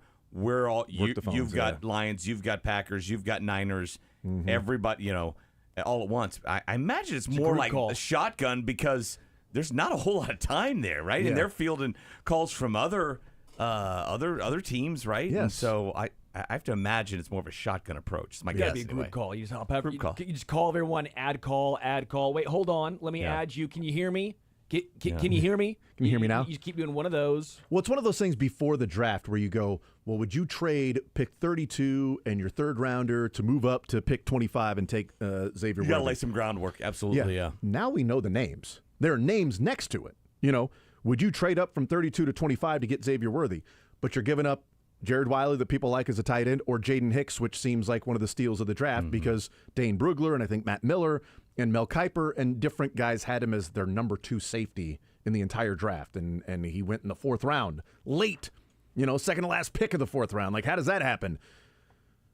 Let's play Borgonzi about Kingsley Suamataia. This also Friday night. We heard on the phone call from Brett Veach to Kingsley about, well, Kingsley, we wanted you pretty badly. Andy Reid, the last 10 picks, he was sweating. He was sweating the last 10 picks. And he loves BYU. Yeah, he was sweating the last 10 picks. You should have seen Andy Reid in here, those last 10 picks before we got you. Here's Mike Borgonzi weighing in on when they started honing in on Kingsley Suamataia. Yeah, so we probably started around 52, 53, 54. We were on the phone trying to get up to get him. He was the guy that we targeted, and I think Baltimore took a tackle there at 62, and then we just felt like, let's just make a small move and get him. They wanted to move. They didn't end up getting a deal done to move all the way up to get Kingsley Suamataia. So there's a little bit of a lesson of maybe you don't have to be as aggressive because you tried to be way more aggressive, and the board ended up falling to you, where that one move from 64 to 63 cost you a number of spots in a draft position, didn't cost you an actual draft pick along the way. And it's interesting because when he said 52, 53, at 52 was the Colts moving up there and taking A.D. Mitchell, and then Ben Sinnott went to the Commanders, and then Michael Hall Jr. to Cleveland out of Ohio State. And then from pick 55 to 63, there was 4 tackles that were taken. So it's obvious they were moving up or wanting to move up because they felt like here comes a run on tackles. This next group of teams are going to want some offensive tackles, and we don't want them taking Kingsley. Well, the Miami Dolphins took Patrick Paul from Houston. The Houston Texans took Blake Fisher from Notre Dame. And the Ravens right in front of them took Roger Rosengarten from Washington. And then that's when they moved up with San Francisco. Because the other thing you got to worry about is everybody in the 3rd round knows that you want Kingsley. Yeah. They also know, like, well, we know the Chiefs want Kingsley, and it's pick number 63. Bleep this. San Francisco will take your pick. We're not waiting anymore, okay? It's now the value of moving down a few spots later on, so we make sure we get this guy that we were trying to get at 52 or 53. It's almost like the Chiefs target guys around early, as opposed to like, okay, this guy has a 1st-round grade. He might slip. It'd be great to grab him at 32, but he'll probably be gone by 25. Instead, they're like, you know what? Most people have Worthy as like this mid-second round. We really like this guy. Let's get him now, right? And we really like Kingsley as a 3rd-round pick. Let's go get him in the 2nd round so we're not battling through all this stuff of all these other teams that want the same guy. And in that process, if other guys we like happen to slip to us, okay, then we have a decision to make, right? Okay, this guy has fallen. Do we take a Suamataia around early, or do we take this guy who's fallen to us? It feels like that's their draft a lot of times, and they can afford to do that because they have great players already. They have trophies in the trophy case already. And if they like a guy, it doesn't matter what round you take him in. Go get him. We'll take a timeout. We'll come back. Learn Funniest Best coming up next.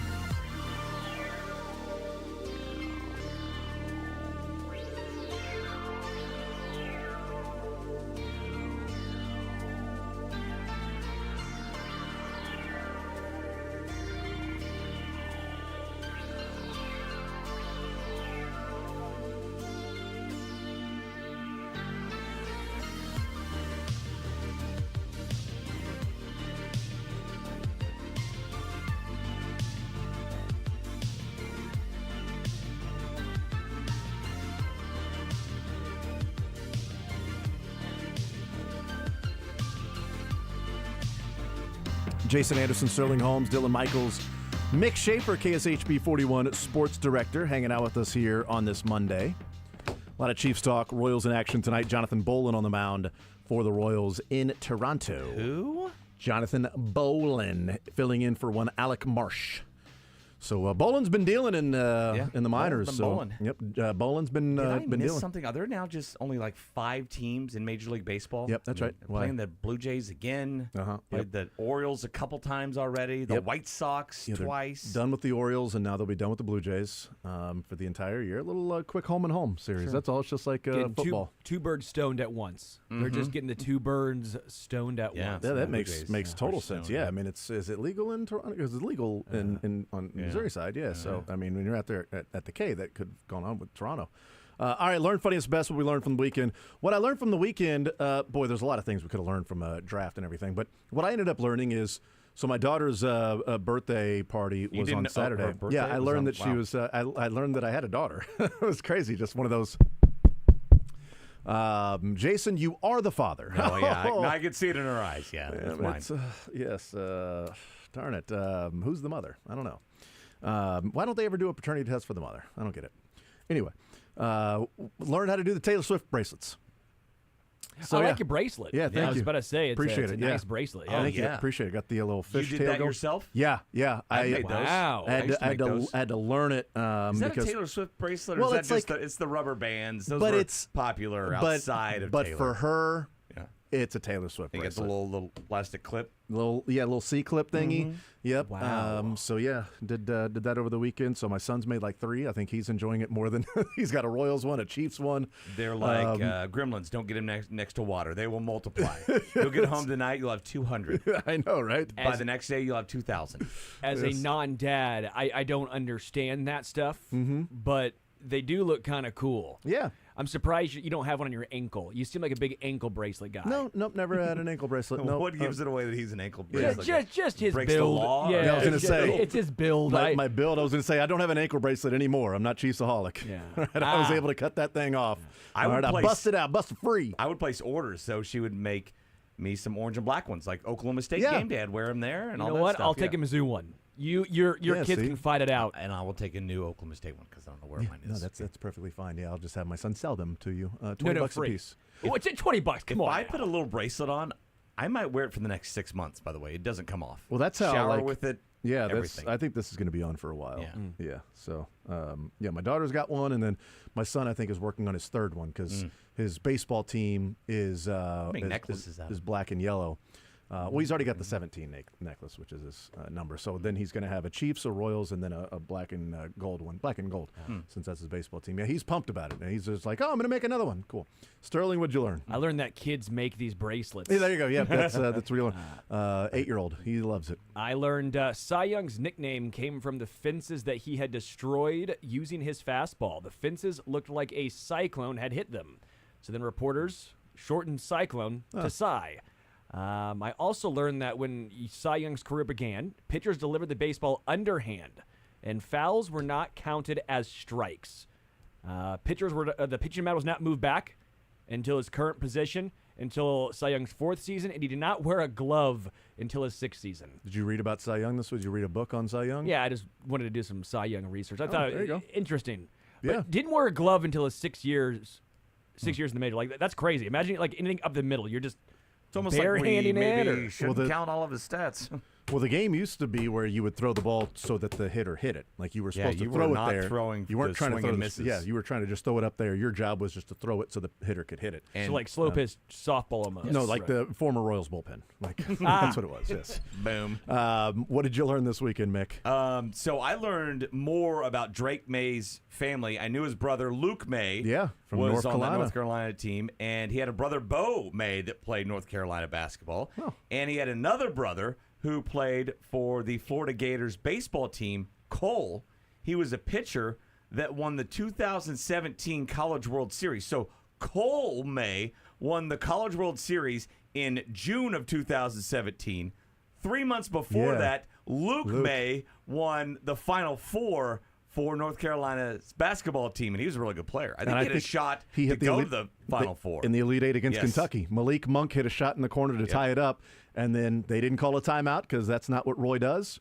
They inbounded it, ran down the court, and Luke May hit a shot in the air. Look, a true buzzer beater. Yes. In the air. Which we haven't seen the last goes couple red, of years. and the ball is just splash. Just And splash. 3 months later, his brother wins a College World Series. It's amazing. Pretty good spring, right? Yeah, Pretty good spring. and then Drake May goes to the Patriots. So I mean, he's probably going to be more successful than all of them combined. Yes. At least higher paid. What'd you learn from the weekend, Dylan?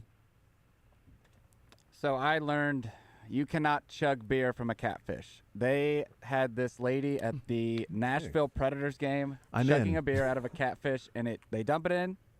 She goes to chug it, and nothing comes out of the catfish except for just like probably catfish that is the exact reaction I got. So it is disgusting, but you cannot chug beer from a catfish. Did they know this beforehand, or was this sort of a live experiment? Think so. I don't think so. And they're like shaking it like it's got the last of it in there. It's hilarious. Did you see Taylor Lewan at the Predators game? Yes. No, that was good. He chugs his He actually beer. ate the catfish. He chugs the beer, and they pan over to his daughter. She's probably like 6. She's got this cup of water, and she chugs the cup of water, and they're cheering her on. He's tipping up the bottom of the cup, make sure she gets on. And he amazing. Holds her up over his head. It's pretty good. That's awesome. That could have been somebody's funniest. It wasn't mine, but I did because I didn't see that. I need to see the video Step now. on some toes. No, I need to see the video now. What was the funniest for you, Sterling? That I ever trusted the process. Okay, great. That Tobias Harris signed a max contract. That Embiid is somehow now mad at the fans because Knicks fans took over because they're getting their ass kicked. Yeah. Basically, it's the fact that I'm a Sixers fan and they are 2 scoops of ass. That they are just atrocious. Yep, 2 scoops, not only one. Because like a lot raisins, of teams can be 2 scoops of absolutely. Yeah. Raisin Bran, I get it, man. 2 scoops. What was the funniest for you, Mick? Funniest for me, Dylan has it here. Speaking of Brian Thomas's mom after he got picked. Sandra, how far has this family come? We came from Baton Rouge, Louisiana. It's a literal answer. Oh my God, to a very it's literal so question. great. People are clowning on Sandra. I'm clowning on Laura Rutledge. Don't hold it against me, Laura. I love Laura. But I'm like, okay, enough with the heartstrings questions, far has right? this family come? That's oh my God, it's all. We came all the way from Baton Rouge, Louisiana. I love it. We came from Baton Rouge, Louisiana. Just straight to the point. What else do you need to know? Yeah. There's What 5 of next? us. Yeah. That is great, man. Because it's always like those are the questions, right? What does this pick mean to you? It means he's going to the NFL. No. The answer when it's like to the player. What does this mean to you? It means everything. Yeah, means everything. It means everything. It means everything. It just it means that what are they getting? They're getting a hard worker. They're getting somebody that's going to come in and do whatever it takes to win. No, but I like the literal answers. What are they getting? Great. Wide receiver. Yeah, it's like the talk about the second half. Well, there's the first half, and then the second half is the second part of the game. 20 minutes, typically. Yeah, and then there were some points. There were some runs, points, goal thingies.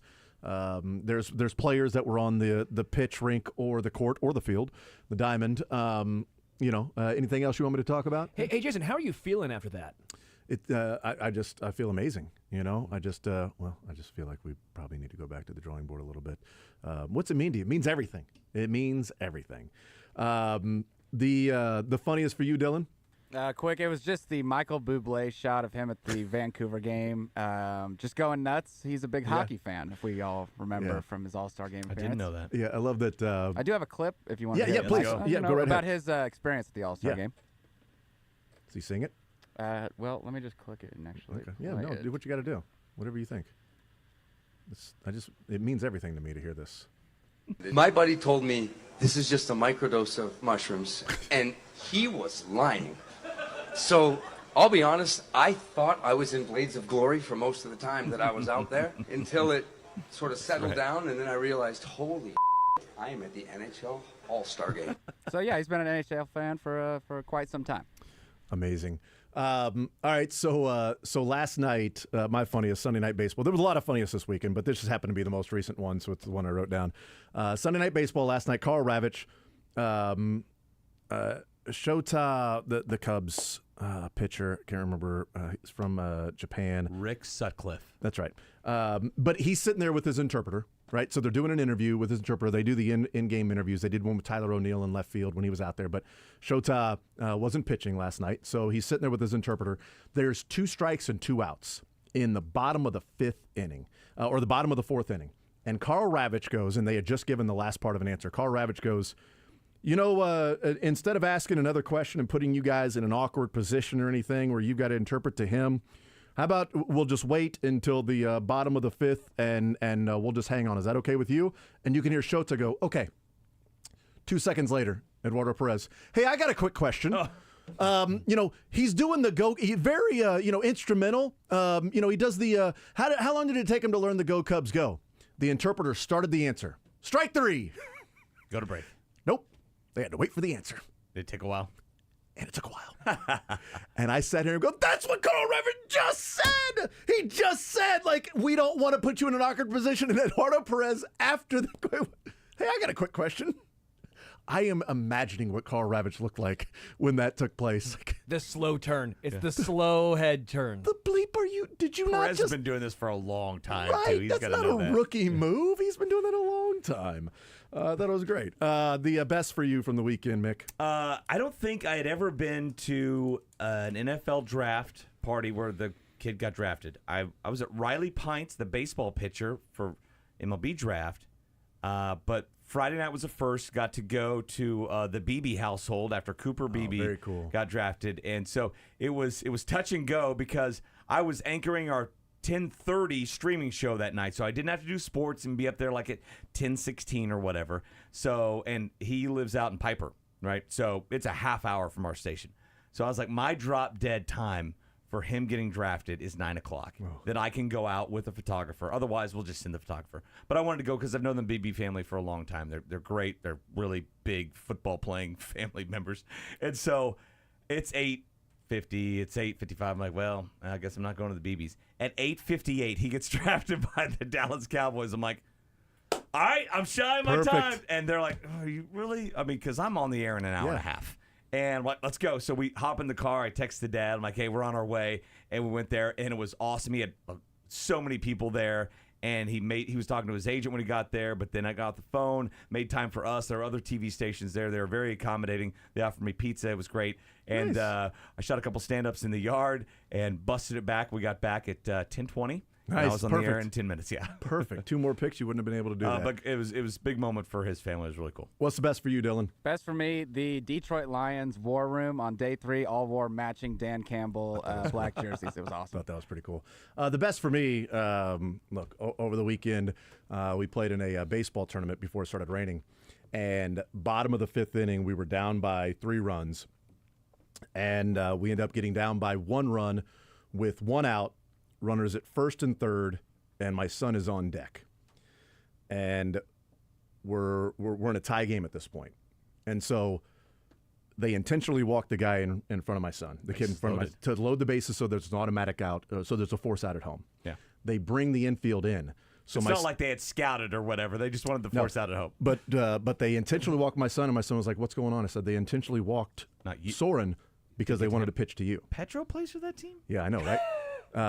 Said they intentionally walked him because they wanted to pitch to you. I was like, what's that tell you? He goes, I don't know, that I'm not good. I go, no, it means you make them pay. Make them pay. He gets up there. They just wanted the force out. Exactly. He doesn't have to know. lying both ways. He didn't have to know that. He didn't have to know that. He gets up there and freaking rips it into left center. Just solid ping left center, gets by him, doesn't matter, runs, scores. They all run out there and tackle him, walk off. So you just played 5 innings. So we played, the time had expired. Oh, gotcha. We were the home team, time had expired. And he gets up there, they intentionally walk him for strategy. I get it. But he made him pay, and he was on cloud 9 the rest of the day because the kids run over and tackled him, dude. It was awesome. I was as proud as can be, and I was beaming. I'm like, this kid had a walk-off. And you know you only get to count that 1 RBI, okay? Even though 3 guys would have scored. I know. No, I told them they didn't throw you out, so technically you hit a home run. It's a grand slam. Technically, yes. Grand slam. Yeah, so that was a big day for him. He loved it. That's why you hit it over the fence, though. Next time, so that they do count those RBIs. That's what I told him. Yeah. Well, the thing is, the kid at 3rd didn't listen to me when I was yelling back because it was a line drive into the gap, so we were going to tag up. And the center fielder almost got there. Like, he was on a dead run and sort of reached out, but didn't matter. Walk off. There you go. What about you, Sterling? Well, Best. man, mine's going to be a big Did you get letdown video? after that. Yeah, The Chiefs tried to trade up higher both times in the first and second round and still getting the dude they wanted, okay? Teams basically told him to kick rocks, and then the Chiefs said, you know what? No, you guys pound sound. We're getting our guy. It was awesome. All right, we'll take a timeout, come back, wrap up the show next.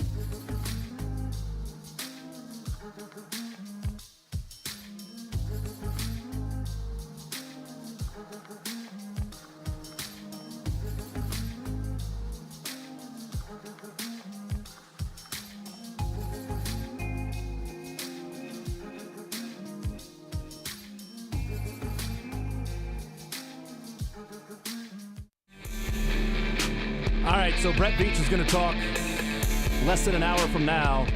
He'll be talking about the NFL draft and the players that they brought in. He'll also be talking about the fact that Travis Kelce has a new contract, has a contract extension, a 2-year extension for Travis Kelce. He is now the highest paid tight end in the NFL. So this season there was talk about Travis Kelce retiring and Andy Reid retiring. Andy Reid signs a 6-year contract, and Travis Kelce, who had 2 years remaining on his deal, has now signed a 2-year extension. 4 more years. 4 more years. 4 more years. Do you think he's now okay with the amount of money he and his girlfriend will make? I will write him in as president. That will be my vote for president, Travis. For sure. Kelce. Yeah. It's about time somebody can make money. Yeah. I mean, they're secured for 4 more years. That's good. They're now the highest paid people at their positions. They Her, are. Star. Yeah, sure. And him, Star. Star.